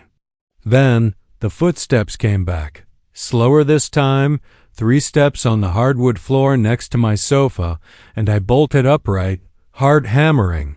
But the apartment was empty save for the picture on the coffee table, face up. I shut my eyes and muttered. Into the darkness, I'm listening, as the boy's smile glowed eerily in the lamplight. The courtroom was quiet when I stood up for closing arguments, but there was no response, just the constant ticking of the clock as it counted down the hours. Until judgment. The following morning, the dreary hum of the air conditioner bounced off the high ceiling. Combining with "Ladies and gentlemen of the jury," Ada Perez said, her voice resonating off the wooden panels as she spoke with measured certainty. You have heard evidence of a father's rage unleashed upon a young man who posed no threat. You have seen the trajectory of bullets and the timing of reloads. And you have heard from Detective Lavra Hayes, an investigator with over 10 years of experience, whose testimony revealed that Mr. Thompson fired. She said, to the low murmur of the gallery, Detective Hayes performed her duty, but can we really judge a person who has witnessed tragedy unfold? 6 rounds into a prone, unarmed teenager, this was not self-defense. Rather, it was a conscious decision to kill. I folded my hands on the rail and squeezed lightly, feeling the polished wood press against my palms. The defense attorney then rose, and his voice was respectful but insistent. I saw jurors shift in their seats, some nodding, some frowning. I closed my eyes for a moment and remembered the squeal of the taser prongs against Thompson's vest, and the way his body convulsed before he reloaded his mind as calmly as if reading from a script. The memory burned bright, burning away all doubts. This man's world was shattered just hours before. Would any of us react differently if we were faced with a tangible danger to someone we love? I opened my eyes, looked directly at the jury, and the judge gave us her final instructions before we were sent out to deliberate. The hours passed interminably, and I paced the hallway outside of room 3B with Marcus, feeling heavier than ever. We spoke in low tones, and he said, "You did everything right." I nodded, but I couldn't get the note's last line out of my head. "What else don't you see, detective, at 5 o'clock?" He said when the judge inquired, "Have you reached a verdict?" A lady in her 50s with severe features stood in the poor person's area. She glanced down at her notes and said, "We have your honor. Please hand the verdict form to my clerk." I held my breath as the clerk unfolded the paper and read, "We Thea."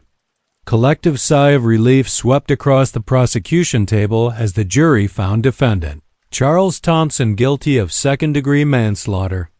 Perez hugged me and whispered, "Thank you."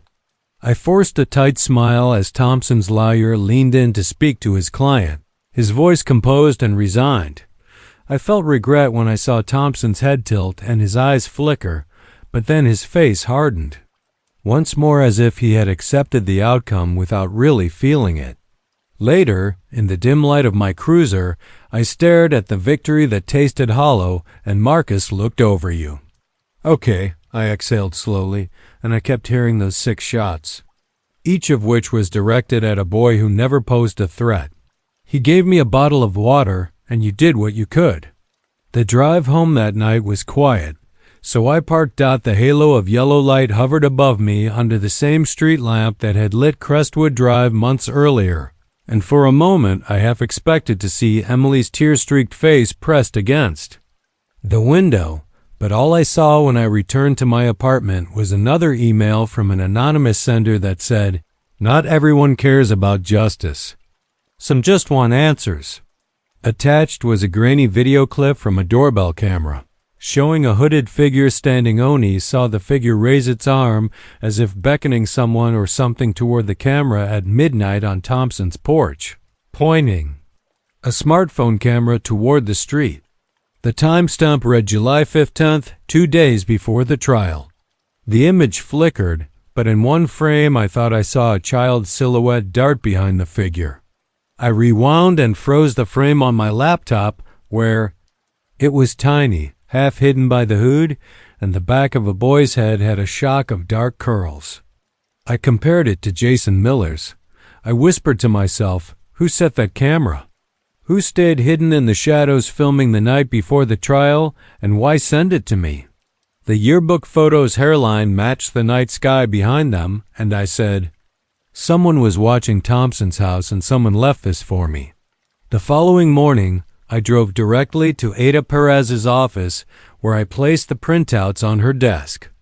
This was taken 2 days prior to closing arguments. I nodded, understanding that in the days that followed, we unearthed security footage from a neighbor's Ring camera, and the hooded figure reappeared at precisely 100 a.m., this time on Crestwood's balcony rather than on Thompson's porch.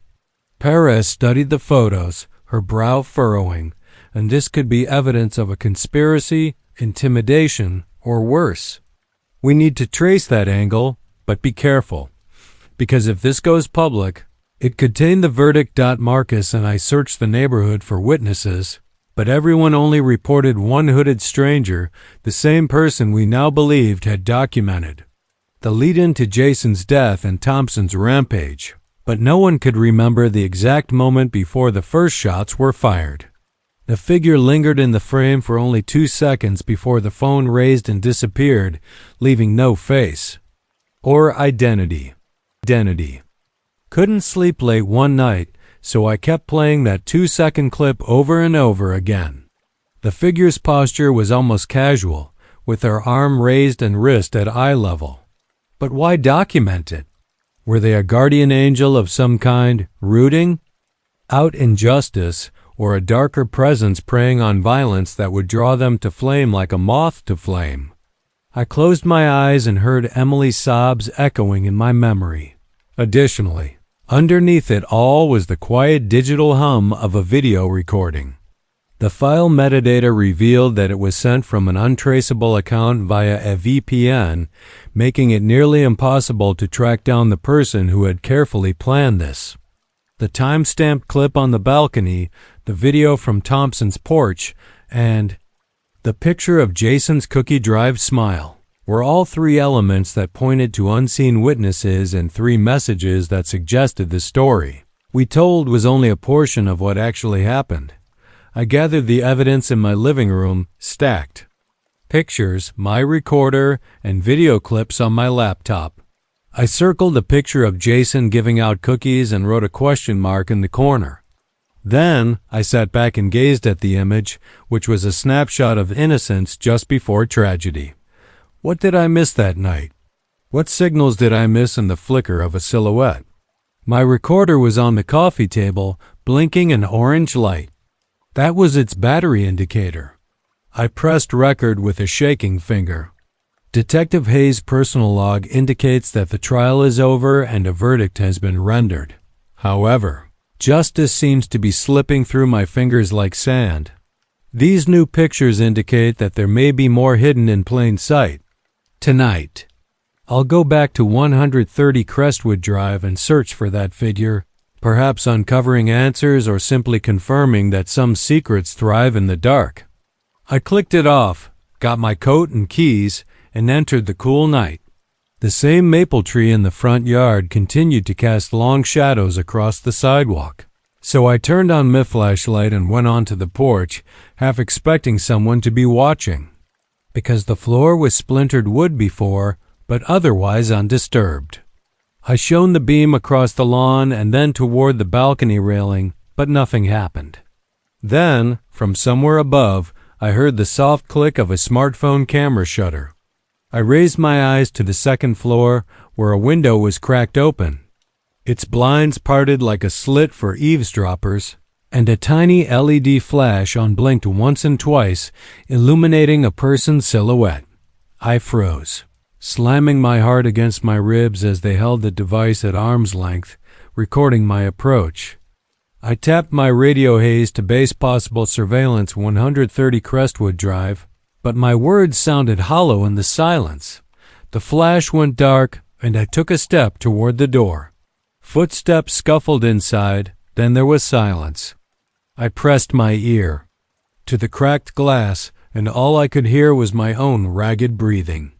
I reached for the window frame, with white knuckles dot as I was about to pull it open.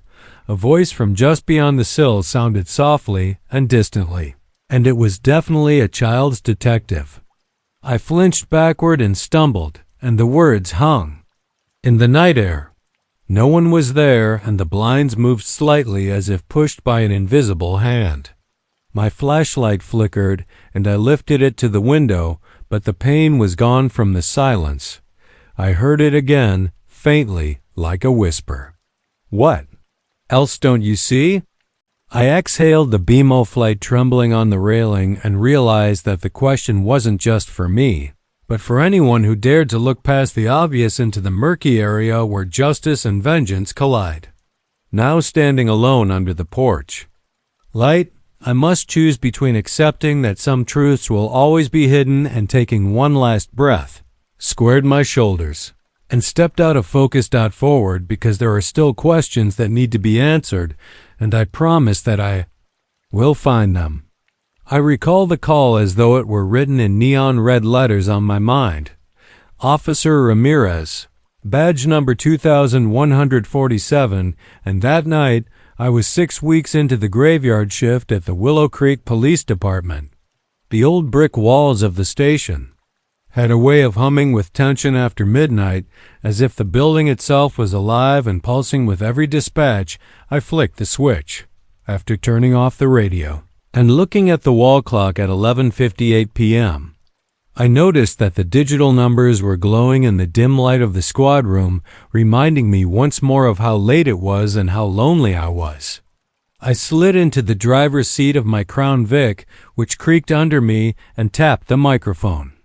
Unit 14 showed me traveling to North Pine, and the dispatcher's voice crackled back, "Copy that, unit. I turned on my headlights and drove out into the dense desert air of Willow Creek, where the only sounds were the low growl of the motor and the distant buzz of a single neon market sign. Pine Street was a narrow ribbon of cracked asphalt that cut through the town's abandoned commercial strip, where tumbleweeds occasionally skittered. 14 backup is 2 blocks away. The assurance of backup almost felt cruel because it meant help was close, but every second until they arrived would stretch out like an eternity dot as I got closer to the flicker of that neon open sign, which was eerie. At this hour, I noticed a small group of people gathered under a sputtering street lamp. Their silhouettes flickered in and out of the light, and phones rose. Each face was a pale mask of shock and excitement. A man in a stained hoodie knelt over another, brandishing a length of rebar like a prison shank, his back arched and tense. I killed the engine. The night seemed to pulse around me, with the hum of the lamp, the whine of the desert, the wind through tumbleweeds, and the soft murmur of phones capturing every second of the police I called. At that moment there was a sudden silence that made my pulse thunder. I drew my pistol in one fluid motion and stepped outside. The big man froze and turned, his eyes glinting in the weak light, his chest heaving, and for a moment I thought he might drop the bar, but then he smiled slowly, predatorily. The crowd around me stifled gasps when he finally said, "I was wondering when you'd show." My grip tightened on the gun, sir. "Put it down. You're scaring everyone." He tilted his head, listening as if I had spoken in a language only he could understand, and then he spoke again, this time without saying a word. The words landed like a blow, and I swallowed hard, raising the hairs on my neck. He stepped away from the man on the ground, wearing a thin, sweat-soaked hoodie that was shaking, and turned to face me. "Tell me," he said, his voice calm now, almost gentle. I forced myself not to flinch. "I see you holding a weapon over someone who's already terrified." I said, "I see a man who's been hurt. I see people who could get hurt." He nodded like a professor marking my response, but the street lamp flickered, and for a moment I thought the light itself was breathing because I had to. I said, "Because you're dangerous," and his pale eyes flashed with anger. "Dangerous to whom, to me or to them?" He gestured toward the victim, a boy no older than 20 who was lying curled against the cold car hood with his knees drawn up and his face buried in his arms. The man swung the rebar in a lazy arc, the metal scraping. "You really think you can save him?" he whispered. "You took a cautious step forward because if you don't put it down, I will, and no one else will get hurt." He laughed a dry, hollow sound, and I could see the madness in his eyes as the neon sign's red glow reflected in the wet sheen of his forehead. He leaned in close enough that I could see the orange flecks in his pupils. "Think you can save me?" He lunged rebar, swinging before I could react. The motion was so abrupt and violent that I hardly had time to raise my gun before the shot cracked like a whip and he staggered. But he didn't fall, slicing the air. I squeezed the trigger repeatedly, each round echoing down the empty strip, and as the rebar clattered to the pavement, the man slumped and breathed raggedly. I called it in shots fired. Suspect down, needing MAs and a coroner for a possible gunshot wound. As I knelt next to the injured man and pressed the radio mic again, I felt the weight of reality crash over me. The rebar was a blunt weapon, but each bullet tore through flesh and muscle, and he screamed in pain, tangled his pleas and curses, and screamed as his eyes half closed and blood blossomed on his shirt. Put my gun on the pavement and put a hand on the man's shoulder. He hissed through clenched teeth, but his breathing steadied. He looked at me, his eyes narrowing, and he rasped. I stayed with him until the medics arrived, until they attended to his wounds and loaded him onto a gurney. He stared at me the entire time, as if trying to memorize my face. Later, back at the station, 2 went home at dawn, unable to sleep, and my partner found me on the couch, uniform half off, eyes glazed. I looked at him and said, voice hollow, We need more training." But he nodded. I walked past the evidence room where my report was waiting, typed up in neat paragraphs that could never capture the fevered panic in my chest. I pressed the microphone, but no words came because the memory was too loud. I questioned whether any kind of training could prepare you for the quiet words that drive people to violence at 200 voices that only one person hears. The hours following the shooting merged together like a fever dream, and I wondered if the true threat of the graveyard shift was not the nothingness surrounding you, but rather the darkness inside someone else's head. I was standing beneath a flickering neon sign that my partner Thompson found me slumped in the briefing area with my head in my hands. He didn't say a word, which is something he never did when things got tough, but instead he slid a piece of styrofoam into my hands. I was staggering out of the call room just before sunrise, the sky bleeding pale pink through the blinds of my squad room window, and my uniform was still stained with grit from the asphalt flecks of blood that I couldn't tell whose, so I peeled it off in the locker room and shoved it into the evidence bin. "Report's waiting," he said softly. "You want to knock it out or you need more time?" I exhaled, feeling the weight of every second. "Give me 20, I muttered, pushing myself to my feet as the steam curled up in the cup of black coffee across the table toward me, promising warmth. I looked down at the surface, which rippled like a pond disturbed by a falling leaf, like rubber. But I went to the computer, logged in, and began typing.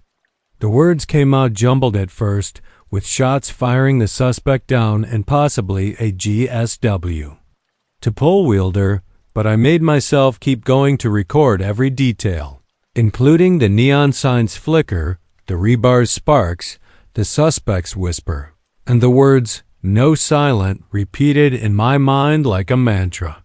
When I hit submit, my fingers ached. Thompson took the report, nodded, and walked away without a word. I wanted to follow him to a safe place, but there was units were returning from calls. Dispatchers were yawning into their microphones. The radio was crackling with new emergencies. A barking dog trapped in a neighbor's attic, a two-car fender. Bender on Elm, a noise complaint at a trailer park, and there was no safe place on the graveyard shift. Every new call reminded me that I couldn't stop. I had to keep moving, so I grabbed my coat and went outside. The morning air was crisp, almost cold enough to burn my lungs up on Pine Street. I stood at the edge of the sidewalk, watching the night's debris settle into silence, save for tow trucks hooking up the victim's battered car and flashing police lights reflecting off broken glass. The suspect was loaded onto an ambulance on a stretcher. The victim had already left, and they were being driven off for surgery. There were no cameras or people around, just the quiet hiss of the medic's radio. I tried to slow my breathing and close my eyes, and every breath was a struggle against the images that were flooding my mind. When he whispered to me, I'd killed a man whose mind had betrayed him, someone who may have believed he was fending off demons. I heard the echo of each shot in the rebar's arc. I had shot him twice in the back, and by the time I got back to the precinct, the fluorescent lights overhead felt too bright. I wanted to close my eyes, hide under a desk, and vanish. But instead, I went to the squad room and sat next to the coffee pot. You did what you had to call came in hot weapon-down threat to an innocent protocol, he said in a low but firm voice, and you did what you had to do. I poured another cup, stared at the dark liquid, and felt a sharp jolt of shame in my stomach. The lieutenant's uniform badges were shining as he slid into the chair across from me. Sir, I said. He leaned forward saying, You did your job, we'll review the footage. You'll give a statement, but you kept people safe. He patted my shoulder, said, Go home, get some sleep. We've got counselors on staff if you need them. I nodded, but I didn't trust my legs to carry me out. Eventually, I managed to stand and say, he was in crisis and I should have de-escalated more. On my way out, I gave a stiff salute, parked in the employee lot, left the radio off, and stared at the dashboard clock as it ticked towards 6:15 a.m. The counselor's office door was closed, so I bit my lip and thought about knocking, but the night shift officers turned me away. The sky was pale blue, and the first jets of traffic glided overhead. I thought I might fall asleep right there with the key in the ignition head on the steering wheel, so I closed my eyes. However, I was startled awake by the vibration of my phone and a text from dispatch. Videos of the shooting had been leaked to the public and media, and someone in the crowd had already recorded it. Online, questions were starting to form about why he died, why the officer shot a mentally ill man where the taser was, and they had no idea about the voices whispering orders. All they saw was an officer killing a civilian. I stood there, with my heart racing, and I turned off the engine because I had to get ahead of this. I had to prepare talking points and write a press release. I grabbed my coat and marched back inside the lieutenant's office, where I found him on the phone. "Tell the PIO we're drafting a statement," he said, hanging up. "They're asking for comment by noon.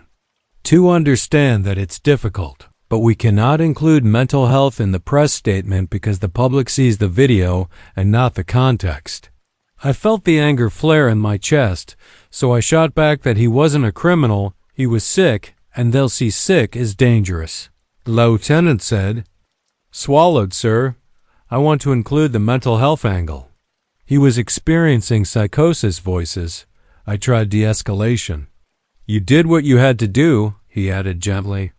After giving me a long look, he returned his attention to his computer and said, "Get your statement in by 11, and I'll take care of the rest."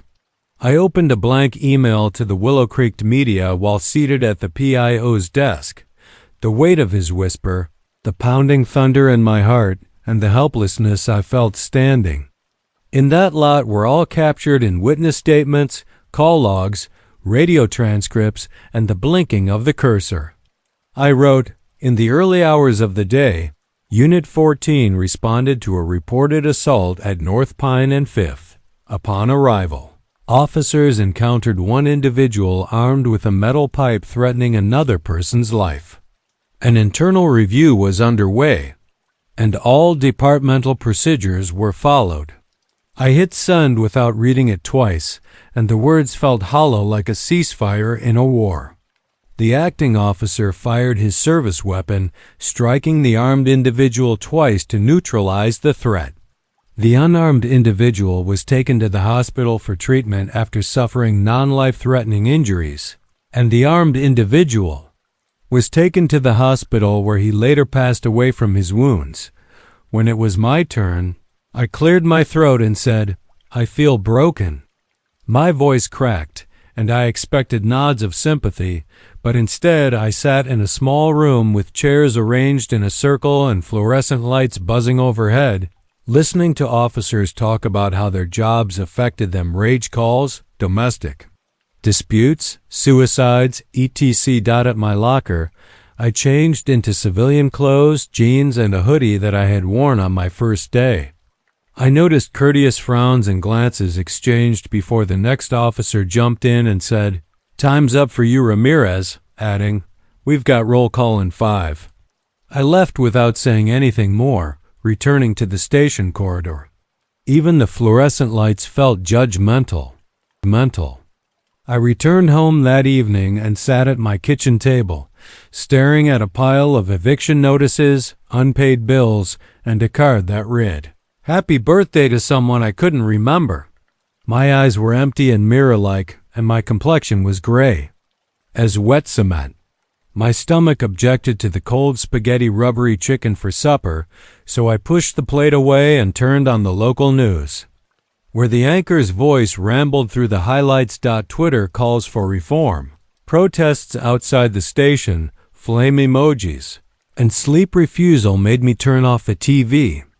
I lay on the couch and repeatedly replayed Pine Street, the neon sign pulsing.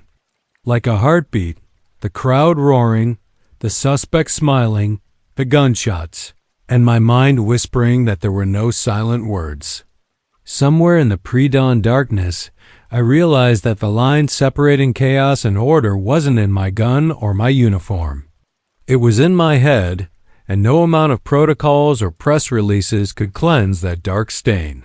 When the sun eventually came out, I knew I had to either leave or confront the silent words. I pressed the cruise ship's microphone and selected Unit 14 in service. And for the first time since that night, I didn't feel prepared, but I still drove back to work because the fluorescent lights at the station and the darkness never sleep on the graveyard shift. Felt colder on my second visit that evening, my breath was hollow, and every step I took reverberated through the deserted hallways as I returned to the squad room. The wall clock read 10:03 p.m., 11 hours after the shooting, and I had hardly had time to eat before it was time to pick up the next shift. My partner Thompson was already there, going through a pile of paperwork. His eyes were bloodshot, and he nodded without saying anything. I left my equipment on the desk, and my radio crackled right away. There was a dog barking in someone's attic. On Mason Hill Drive, nothing serious, but a chance to get rid of the stress from yesterday. I stared at the call information, and the address was 10 minutes away. I took the keys and went outside into the night, the cold against my jacket like a dare. And it seemed like a crazy town dot between two worlds, the secure suburban morning commute and the merciless silence of midnight. I activated my siren for 10 seconds, just long enough to avoid a slow-moving sedan. And when I finally reached the Hill House, I saw a black Labrador growling at the ceiling. The homeowner, who was shaking and wearing sweatpants, pointed upward and said, "I swear he's stuck up there," adding that he simply wouldn't come down. The homeowner's relief was evident as she handed the Labrador to her husband, who patted me on the shoulder. "Thanks, officer. You saved my dog's life," I managed to say with a weak smile as I climbed back into the cruiser. I had placed my bag on the hood and climbed a small step ladder above me in the dusty attic vent. I saw the dog's silhouette and enticed him with soft whistles. After a few tense moments, he slithered through the opening and barked triumphantly. And I lowered him into my arms. Something changed inside me. That simple call, so unremarkable in comparison to the violence of yesterday, should have felt healing, but instead my hands trembled, and I closed my eyes for a moment in an attempt to quiet the gunshot echo. I took a deep breath and turned the radio to the station I had saved for nights like this, a late-night jazz program where the saxophone's low moan helped the notes stretch into the darkness. Back at the precinct dispatch, I was thrust into a new-run suspicious activity at the municipal. I responded without hesitation. This was my world, quiet and methodical and anchored by routine. I parked beneath an iron archway covered in ivy and then emerged into the cool nighttime rows of tombstones that stretched into eternity under a sliver of moon. My flashlight beam shook as I swept it across a low hedge where a figure squatted. "Police," I said softly. "Is everything okay here?" I followed him down the center path as the elderly man in a threadbare coat straightened his eyes, which were sunken hollow with grief. He whispered, "My wife is buried here, but I can't find her headstone." He spoke in fragments about how much he loved Lily and how he had promised to always bring her fresh flowers. I led him to a marker that was etched in cursive, which I could hardly read, and he knelt down to gently brush away dirt from a single eye stayed until he stood and nodded at me, saying, "Thank you, officer," in a steady voice, "for bringing me back to her." I watched him shuffle away before turning back to my car, the cemetery gates looming behind me, a reminder that death lived all around us even when we thought it was safely buried. He wept quietly over the white lily someone had placed there earlier, and I felt a pang in my chest, empathy as fragile as glass. I wished I could bury yesterday's memories as easily. A fight broke out at Maple and E, possibly involving domestic violence. I looked at my reflection in the cruiser's rearview mirror at 11:47 p.m. saw pale eyes with red rims, and clenched my jaw.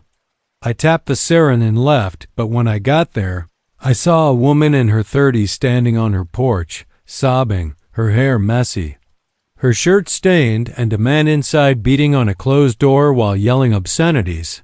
She told me, even after everything, it was still the most reflexive motion. The man lunged out fists, raising my heart, but this time I remembered to breathe. First, "Sir, step back," I said. "Put your hands where I can see them." He had been drinking and was angry at the world smashing things in their living room. I called for backup and stepped onto the porch. The door rattled. I pulled out my pistol again. His eyes were wild and froze behind thick glasses, but I kept my flashlight beam on his face, illuminating his sweat, rage, exhaustion, and no silent words.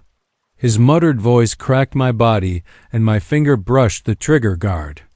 I swallowed, lowered my gun, and said softly, "It's okay. Let's talk." The words felt like a curse that would bind me to every broken mind I encountered tonight. This man wasn't the rebar guy, but they were the same. What transpired next was slow and halting. I asked him to sit on the porch steps and asked him what he was upset about. He mentioned the bills, the loss of his job, and the worry that his wife would leave. I nodded and offered resources, shelter referrals, counseling numbers, and a guarantee that he wouldn't go to jail if he calmed down. Rather than arresting him, I watched him sign a commitment to get help and give her space when he stepped back. His wife grabbed my arm and said, "Thank you," in a whispered voice that cracked. I nodded and backed off to my car for a moment, thinking that perhaps I could make up for yesterday by saving someone's life rather than shooting them. However, as I sat in the driver's seat, I realized that I was chasing ghosts, and the same whisper kept coming back to me without saying a word. Back. At the station, I poured 2 more coffees into a travel mug while Thompson was at the bulletin board, pinning up missing person flyers. I stared, my eyes burned as I looked at the laminated faces of the children, elderly people, wandering people, overdose victims, and everyone else. A phone rang, and I replied, "The dispatcher asked me to testify at the coroner's hearing tomorrow." Slumping against the counter and closing my eyes, I felt guilty because I would have to retell every detail of my angle. Sight lines and snap decisions. There were still hours before dawn, and the graveyard shift would demand more from me, more calls, more decisions, more silent words to decipher as I drove through the deserted streets that night, passing the market lot on Pine Street. The faded tire tracks were still visible in the gravel, so I slowed down. It felt oppressive, and now every badge and nameplate was a ghost of its own. I wanted to leave, disappear into the desert night, and never return, but I keyed the microphone. "Unit 14 in service." The words tasted like ash. I put my foot on the brake, my heart thumping, and stared at the place where everything changed. I said to the darkness, "What do you see?" As I watched the neon sign flicker, there was nobody there. No crowd, no cop, no suspect, just emptiness waiting for the next disruption. I didn't hear any silent words, but the wind responded with a hollow sigh that carried a faint echo of those 3 terrible words. When I finally radioed code 4 and rolled the cruiser into its stall, my body felt battered, every joint sore, my spine aching from hours hunched over the wheel. I sat for a moment with the engine running, gripping the steering wheel as if it were a lifeline dawn would bring. I wasn't sure if it was the wind or my own mind playing tricks, but all I knew was that the graveyard shift wasn't over, and neither was the danger hidden in silence. Be here in less than an hour, but I felt no comfort in daylight. In fact, the idea of sunrise made everything more real: the unpaid bills, the faces pleading for assistance, the man whose blood stained that gravel lot. I killed the engine and stepped outside, and as I looked around the nearly deserted parking lot, the neon sign for Willow Creek Market flickered its final pulses before giving way to faint sunlight. I rubbed my eyes and imagined even with my eyes closed, I could still hear whispers in those silent words. Inside the station, I followed the stale coffee smell to the break room, where an empty thermos in the sink reminded me that I hadn't slept, eaten, or really stopped. I took a granola bar from the vending machine, tore it open, and chewed it mechanically. These words had become a mantra, a curse, and an indictment of my failure to protect someone in crisis. When I came in, my colleague Thompson was getting ready for the day shift briefing. His face was pale, but he managed a feeble nod. "Rough night?" he questioned. I don't know how I'm supposed to keep doing this, and I collapsed into a chair, shaking my head and saying, "I don't think rough even begins to describe it." He stopped, then pushed a ragged blue Lives Matter cap across the table dot as the lieutenant strode in to call the briefing. Maps were spread out on the table with missing person reports, burglary hotspots, planned checkpoints, and I forced myself to focus grid search for the runaway teen. He said to me, "When you patrol, wear this." He said, quietly, "Might give you some skin in the game, remind you who you are." He tapped the badge embroidered above the brim cop first dot. My nerves were fraying. And every assignment near the old mill road was either a chance for redemption or another trap. I lifted the cap and placed it on my head, feeling the stiff brim press against my forehead. The promise of belonging it carried was the first call 2 hours later, about a potential suicidal jumper at the river bridge on Route 12. My heart was heavy, but my senses sharpened, and as I turned the corner, I saw a lone figure perched on thigh parked the cruiser, grabbed my coat, and walked slowly toward her with my gun holstered and my hands open to demonstrate that I meant no harm. "Hey, there," I said softly. "I'm Officer Ramirez." "Mind talking for a minute?" She didn't flinch. "What's the point?" she asked, her voice flat. "What's the point?" "I'm listening now," I said, sitting on the sidewalk about 10 feet away. "But I need you to step back from the edge first."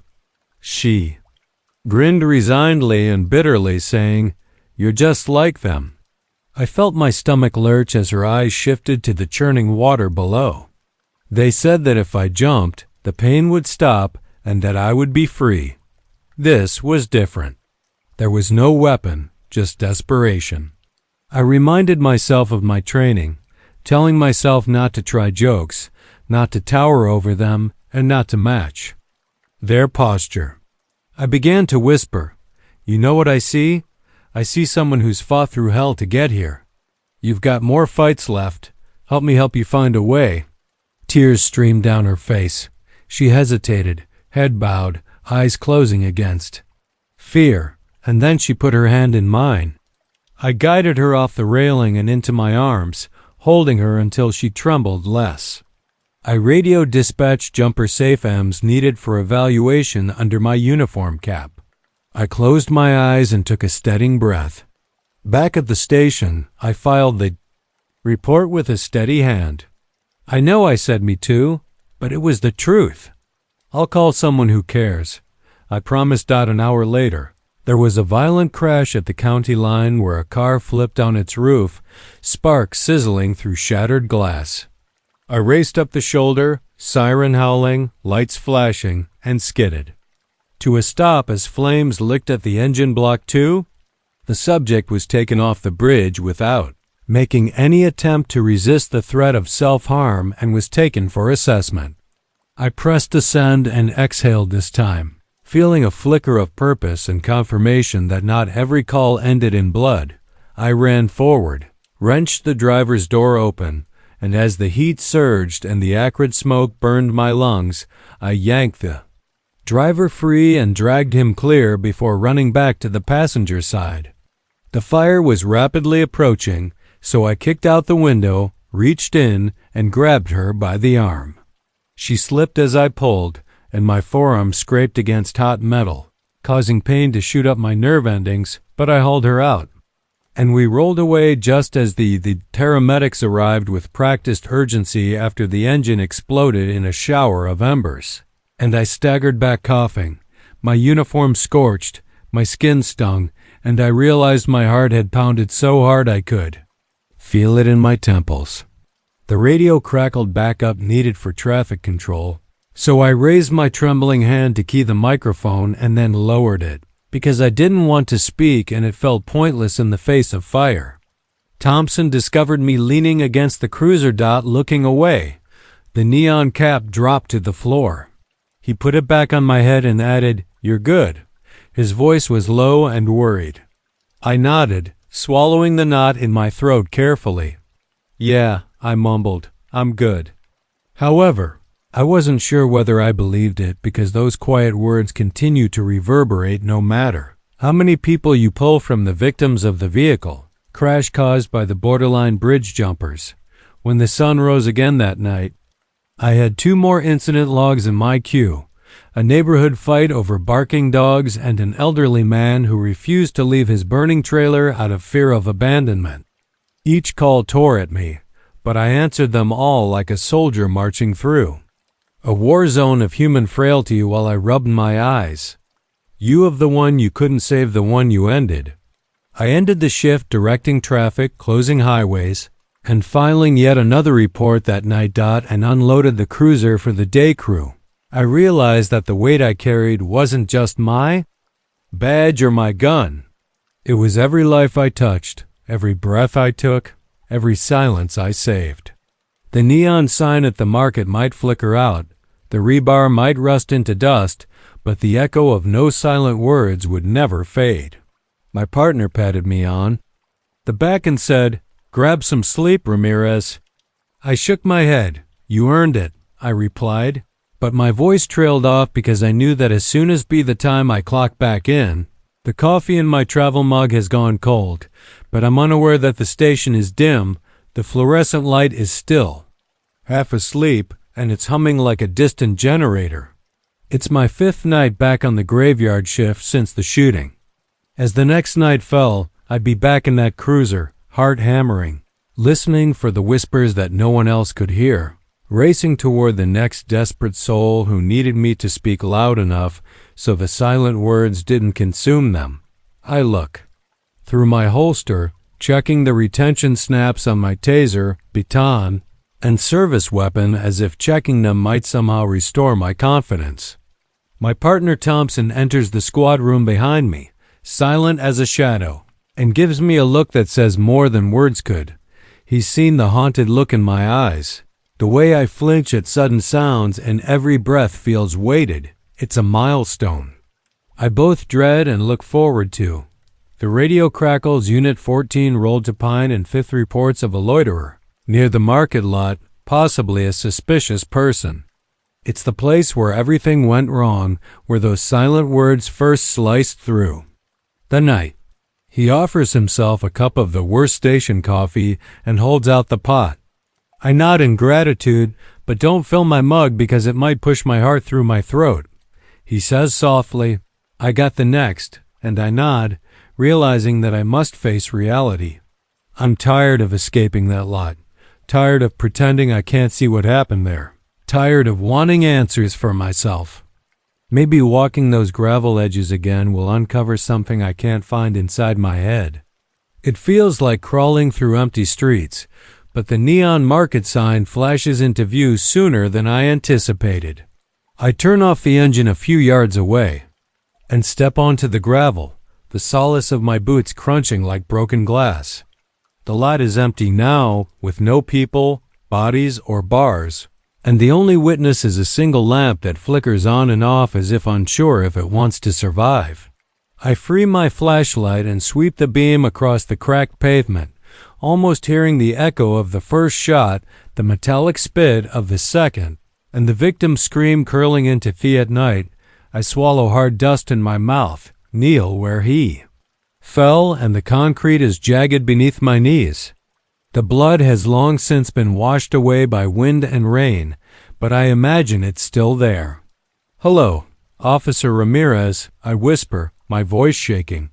If anyone answers, I swear I feel a presence behind the flicker of shadows. I tighten my grip on the flashlight fingers, numbing my breath and fogging the beam. I close my eyes and count to 10, concentrating on the cold air in my lungs when I open my eyes. The street lamp stops mid-flicker and then steadies its light, washing the lot in pale yellow. My flashlight beam dances at the edges of that circle, chasing stray insects. I stand and shine the beam into the dark corners near the dumpster and behind the stacked boxes. Above me, I see a smear of red on the gravel, fresh, and my heart hammers. I kneel and reach out, but it's just a smear of spilled soda someone left on their way out. I laugh at my own fear. Pallets, half expecting to see someone watching, but all I see are empty cardboard boxes and wind-sized riffles. I lean back against my cruiser's trunk and rub my temples, saying to the emptiness, "No more silent words." And not tonight. My radio announces that Unit 14 backup is on scene, and after 2 minutes, Thompson's voice is as calm as ever. I click the microphone copy and wait endlessly. The overhead lights of Thompson's cruiser round the corner carve a path through the darkness. He kills the engine and steps out, closing the door with a sigh. He joins me at the edge of the lot, neither of us speaking at first, the weight between. U.S. Heavy and me. It seems to go on forever, an island in the dark cut off from normal life. I realize that every call I make, every person I help or fail to help, brings me back to the same question. Silently, he nods toward the lamp and remarks, "Funny how some scars don't heal." I follow his gaze to the suspect's false site, where I lost faith in straightforward answers, but you're still coming. I ask in a low voice and he raises an eyebrow. We can drive around the block to see if anything has changed. We weave past Shuttered on the second pass. I notice something new tire tracks, cutting diagonally through the gravel to the far corner by the chain-link fence. More recent than the old stains fresh. I park and go outside again, and the tracks are deep, as if the driver skidded in. I follow the trail with a gloved hand to a knot of dark shapes, and there are 2 homeless men, probably 2 of them, huddled under cheap blankets, their eyes reflecting my light. The older of the 2 grunts and sits up, squinting at the light, clutching a travel mug and shivering. "It's not exactly prime real estate," he rasps. I crouch so I'm at their level. "I'm Officer Ramirez. City ordinance says you can't camp here, but I don't want to push you out into the cold." He shrugs his teeth and chatters better than the woods cops arrive. "I'm looking for a place to spend the night." I lower my flashlight, feeling relieved and ashamed. "I apologize," I say softly, thinking this place was empty. I look at Thompson, who is already pulling his flashlight back, and I look at the man again, who is staring at me head-cocked. The phrase comes out the same flat-chilling, so I stand slowly, keeping my voice even, and even let me call shelter services. By any chance, they might as well know his companion's thin, wild-haired eyes haunted whispers, no silent words. My blood runs cold, and my breath catches. We'll pass, it's all we know. The older man slides to his feet, bundling the blanket tighter. I nod and exhale, then snap on my taser holster and pat the empty cylinder of my gun. They don't move, so we watch each other for a moment. Then Thompson comes forward and pats the younger man's shoulder, saying, "Better nights ahead." I get back in the cruiser and drive away without saying anything more. Leaving the lot behind the flickering lamp, I log the homeless men's outreach under welfare check, then start typing. As my fingers hover over the keys, I think of the man's whispered message and how it echoed mine. I finish the report with 2 subjects found camping in a fenced area. In my rearview mirror back at the station, the world has changed. Dispatchers are exchanging stories, officers are making jokes about coffee stains, and the fluorescent lights are humming. I slide into my seat, still hammering reports to file evidence tags to finish calls to return. A lot of information on shelter. Services was given, but nothing was done. I hit save, but the words feel sterile and almost pointless given everything. My shift finishes at 7 a.m. The hallway outside is bright, with sunlight coming in through the windows. I change in the locker room, wash the night off of my skin, and enter the morning traffic. Everyone starts a fresh day, but the night I'm halfway through my third cup of coffee when my phone buzzes, alerting me to a new investigation from the news app Willow Creek Market Lot following alleged police misconduct video leaks. I read the amateur footage, which seems to show an officer yelling, "Drop the weapon," before firing at a suspect who might have been mentally ill. I put my coffee down, my hands shaking, and I stare at the morning sun spilling across the parking lot at the neon. The article's stomach-twisting silent words echo in my mind. They're not just his words anymore, they're mine too. I realize that no matter how many people I help or how many lives I save, I will always be chasing those words, trying to outpace them to make sense of them, to understand which whispers are cries for help and which are commands to kill. Long after I radioed the home clear and the suspect cuffed, the station clock read 3:42 a.m., and I couldn't get rid of the feeling that something was watching me. The sign is now dark and chilly, and I wonder who actually hears the quiet words and who replies them. My breath steamed inside the cab as I slowed my cruiser onto Maple Street, the fog whirling around my tires like restless spirits. Everything should have felt normal and locked down, but the house at 117 still loomed in my rearview mirror with its dark windows staring like unblinking eyes. I stepped out with a flashlight in hand and a sidearm holstered, adrenaline still humming beneath my skin, the front lawn littered with broken glass, and my ears straining for any crackle on the radio dispatch with silent backup had transported. Ella Lenana Morrison to Hadley Regional and Aaron Bell was being booked without incident. I scanned the perimeter, noting how the porch sagged at one corner as if the house itself was breathing unevenly. I thought that a single porch light flickered unplugged, casting a harsh beam that cut through the mist and disappeared into darkness.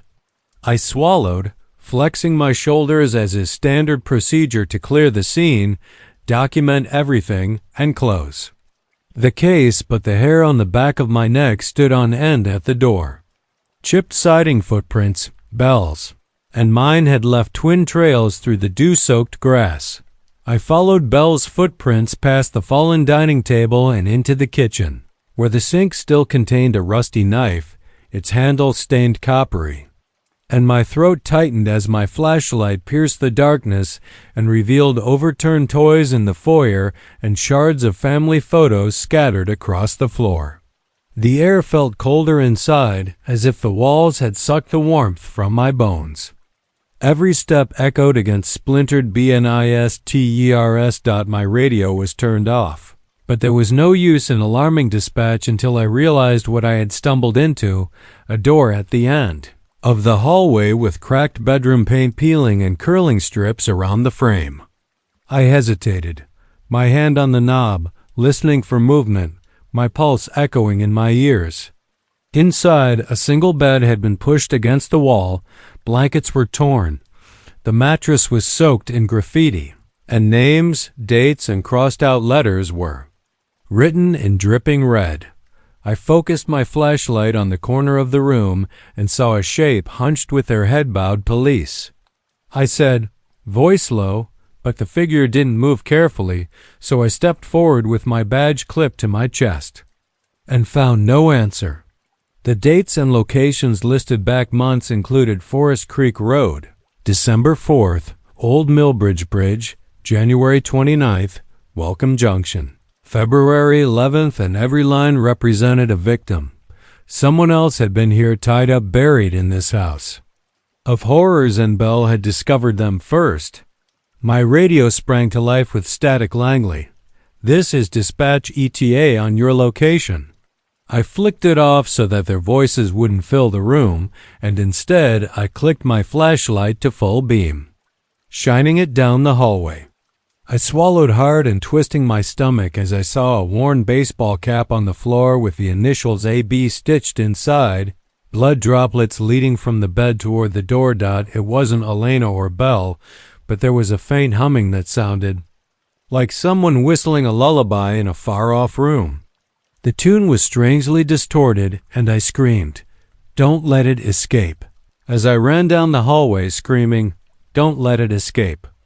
At the top of the stairs, the humming stopped and darkness engulfed the beam. I hurried up every floorboard, moaning, as the hallway above had narrower windows shuttered from thigh pressed forward, feeling for the door at the far end, and it was also jarred, with light spilling through in a thin line. I flicked my torch, and the room beyond was empty except for a rocking chair that was slowly swinging back and forth. The paint had chipped to bare wood, and there was no breeze to stir the room. The hum began to reappear, low and ragged, and my stomach clenched. I entered, sweeping the light over the walls and scratching with words, "He's not alone. They're here. They're here." The chair began to accelerate as if by itself, so I choked back a curse and reached out to stop it. My fingers brushed cold wood, and the chair stopped. Then I noticed the mirror against the dresser in its silver surface, and behind me was a tall, pale face hidden by shadow. I spun around, but no one was there, and my flashlight flickered. A low, ragged laugh drifted from the hall, and I whipped back to the mirror, where the figure's hand was pressed against the glass, with no reflection and a whisper on the other side. The chair slammed against the wall behind me, and I didn't look back until I bounded out the front door into the damp night air. The fog had thickened to a wall, and my cruiser was sitting waiting with its headlights dead. I remembered Belle's last look and the smile that said he'd only been the first person or something to live here long before him. Now that it had my scent, I ran for the stairs, boots pounding, heart hammering so loudly that I thought it might burst. Panic knotted in my stomach. The engine refused to start. My radio's red light blinked in the darkness. I fumbled it, and there was no signal. I could feel the house behind me, its dark windows watching, waiting. I reached for my phone, but there were no bars. The walls of that place had swallowed every signal and hope of escape, and the hum whispered again, closer now, as if beneath my feet my flashlight gripped so tightly that my knuckles bled and started to dim. Something shifted in the fog. As I eased the cruiser onto Maple Street, the dash clock showed 3:15 a.m. A form appeared, limbs extended, eyes gleaming, and a voice closer than before snarled, "Welcome home." I couldn't get the hum out of my head. On paper, this was a normal disturbance that might have occurred at 117 Maple. Dispatch's callous statement to go check if someone was messing around, but its red digits were pulsing like a pulse in the dark. I killed the engine and stepped into a damp, cold environment that pressed against my Gore-Tex jacket. My boots sank slightly in the soggy grass. Maple's front lawn, which was still soaked from yesterday's drizzle. The house ahead looked abandoned, with warped shingles, boarded windows, and paint stripped and long flaking. Every other call had been routine tonight, with a loose dog here, an alarm there, and everything had that electric edge like the air itself was waiting to snap. I clipped my flashlight to my belt and approached from the lawn. The weathered facade of the house felt alive, with each window having a black eye, a sagging board, a twitching lip, and a faint metallic smell. Strips, a single porch light flickered bleeding yellow through mildewed glass, and my instinct told me to stay in the car, call backup, and circle around, but the radio had crackled out at the end of Hadley Falls Ridge, and dispatch was already marking me on scene. I swallowed and clicked my torch on beam, slicing through the haze, but nothing moved, no reflection. No breath on the glass, just a pale void, and then the scream came from somewhere inside, raw and ragged, slamming into my chest like a sledgehammer, my heart slamming back. The tang caused me to shove a handkerchief over my mouth halfway up the cracked concrete path. The darkness changed to shape in the upstairs window. awkward and motionless like a scarecrow someone had dressed from the Salvation Army. As I walked to the porch, my boots crunched on broken glass, and the front door stood half open with splintered hinges, whining in the silence. I braced my shoulder and pushed the door shut behind me with an echo like a gunshot, and my flashlight revealed chaos: a sofa overturned, stuffing spilling like pale guts. And adrenaline flooded my veins as I tapped my radio mic voice. Flat officer Langley, about a possible hostage or disturbance at 117 Maple. I heard my own breath, ragged and shallow, each exhale pounding in my ears. The scream had stopped, but the silence that followed was worse. I stepped in a pistol, my finger resting on the trigger guard, and my voice sounded strange when I spoke to the police. Did anyone here answer? My beam swept the foyer and found footprints in the dust, bare soles uneven, and I followed them toward a narrow hallway. A chandelier hung lopsidedly, its crystals dull dust motes drifted in the beam, shimmering and then vanishing. A door was open. Yellowed wallpaper was peeled in ribbons beneath a broken lamp. A table had an old rotary phone handset skewed on the cradle. The coiled cord snaked off the edge to the floor, and I clicked off my radio. I was cautiously walking around splintered floorboards, every creak a betraying announcement, and the smell changed as I went deeper from mildewed carpet to something coppery thick, sickly sweet, like blood left to puddle. I swallowed hard and dry my throat. No dispatch voice telling me to wait for backup, no light-hearted banter, just me steadying my breath. I ascended the stairs one cautious step at a time, each board moaning as I went. Upstairs, the landing was littered with debris, torn photographs, and children's toys piled in a corner like forgotten sacrifices. I could almost see the history laughing. Days of sunshine gone rotten, and a door ahead had deep gouges where someone had scratched at it. I slid my flashlight under thigh, pushed my way into a bedroom that smelled of rotten linen and decay. The bed had been stripped, and the box springs were lying uncovered and stained across the far wall. Someone had written names crossed out and dates inscribed in thick. Leading strokes: Robin Marsh, December 4th, Carl Turner, January 29th, Linda Quinn, February 11th. Each entry appeared more frantic than the one before it, with the letters drooping as though gravity were pulling them down, and my breath caught in my throat. My flashlight swung to the hall beam, jittering against damp walls, and I swallowed, slipping my hand to the grip of my gun. The humming rose, warbling, bending notes like something metallic grinding on rust, and my pulse hammered too close to ignore as I traced a low humming that drifted through the open doorway behind me like a lullaby played out of tune. I recognized that pattern of Bell's handwriting from previous files jotted in his case notes. But this time it was raw, unfiltered, real. The attic hatch had a jar of steps leading up, carved into warped wood, and I climbed with a pulse so loud I thought it might burst.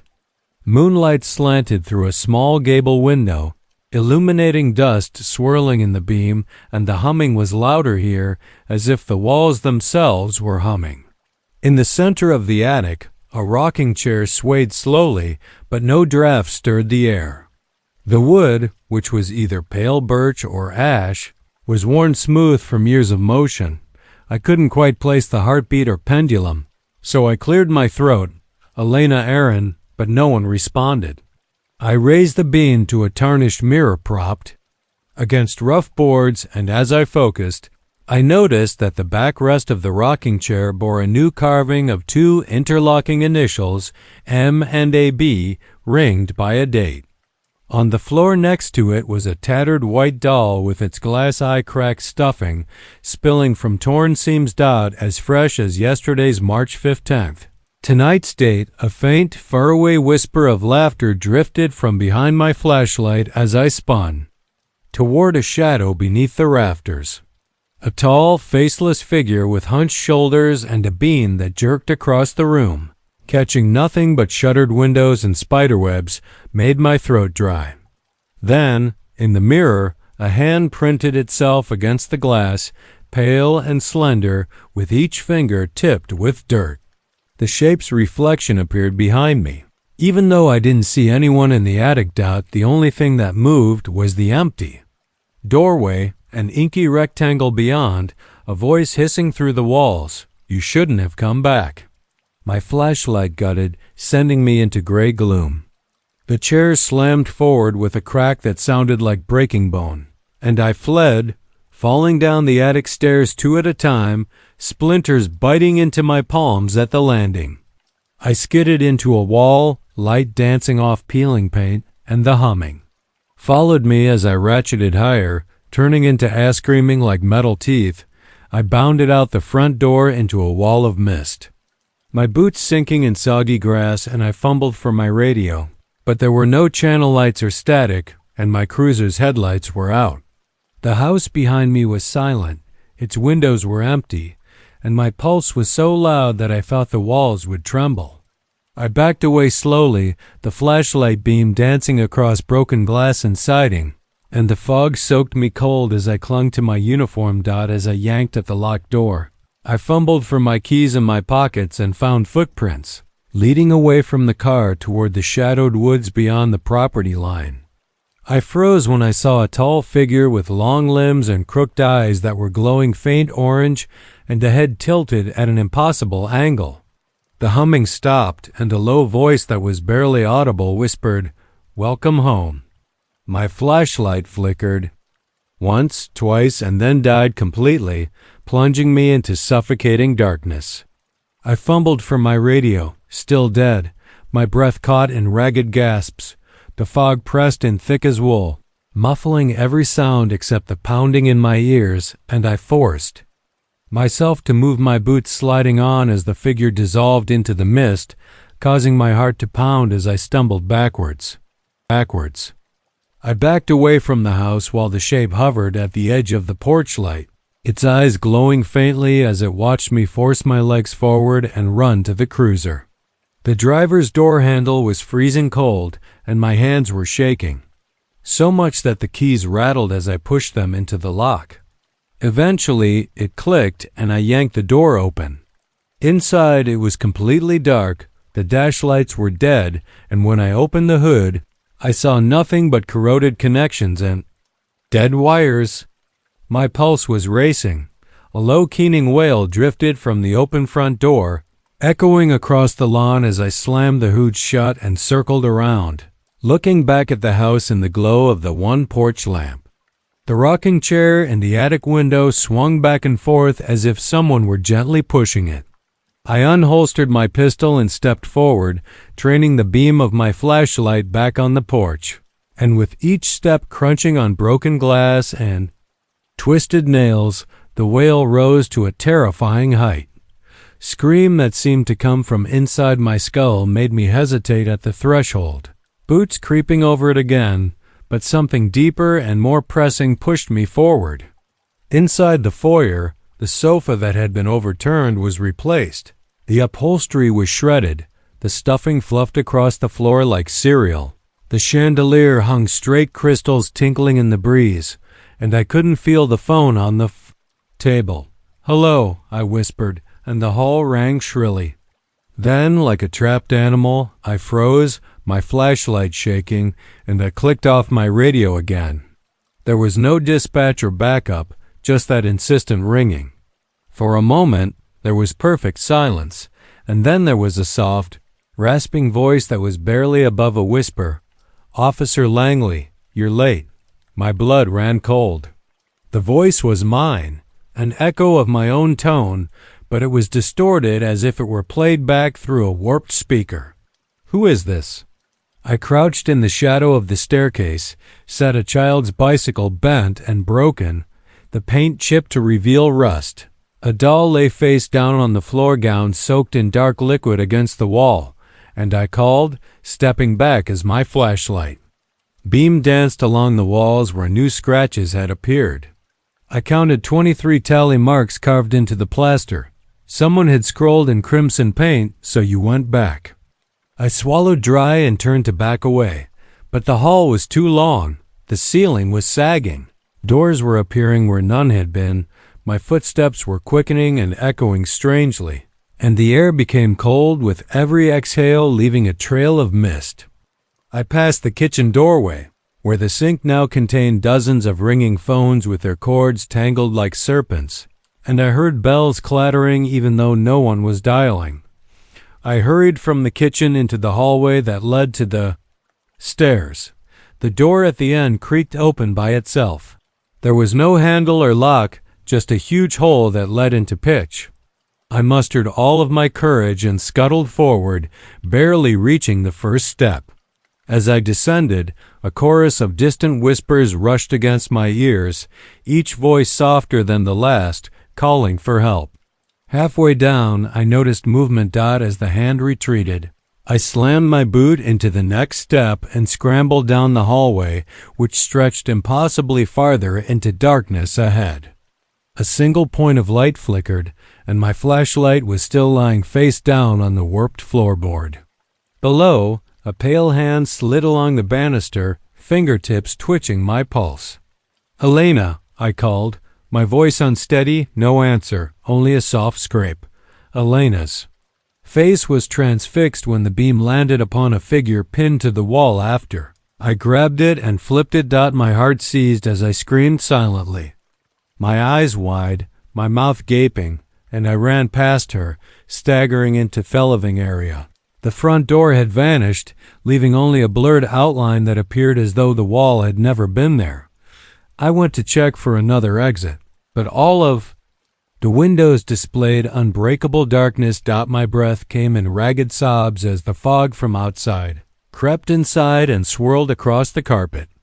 Then the room's slanted reality caused the walls to break, paint to drip in rivulets, and the chandelier to blow up. As the room trembled, I grabbed my head and screamed as crystals fell from the sky like ice shards. I was alone in the foyer. Once more, when everything stopped moving and the door was closed as like nothing had happened. My radio cracked to life. "Langley, are you okay? The backup is here."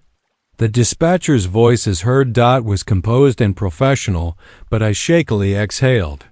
"I'm okay." I controlled my voice, wavering. "I just got disoriented."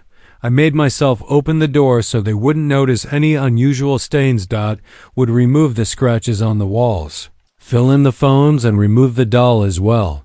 Outside, the fog had dissipated and my cruiser could only see the faint gleam of dawn peeking over the horizon. As I turned the key, the radio shut off, and I stepped in with my knees stiff and the engine heated from the idled tailpipe smoking. The house at 117 stood silent, and its windows were still as I suddenly peeked out the window, shivering. It was dark again, so I turned on the car and drove off, never turning around. But every night since a phone rang in the quiet of the corridor, and I heard a murmur of someone walking by me. When I woke up, my flat smelled like damp rot on my pillow.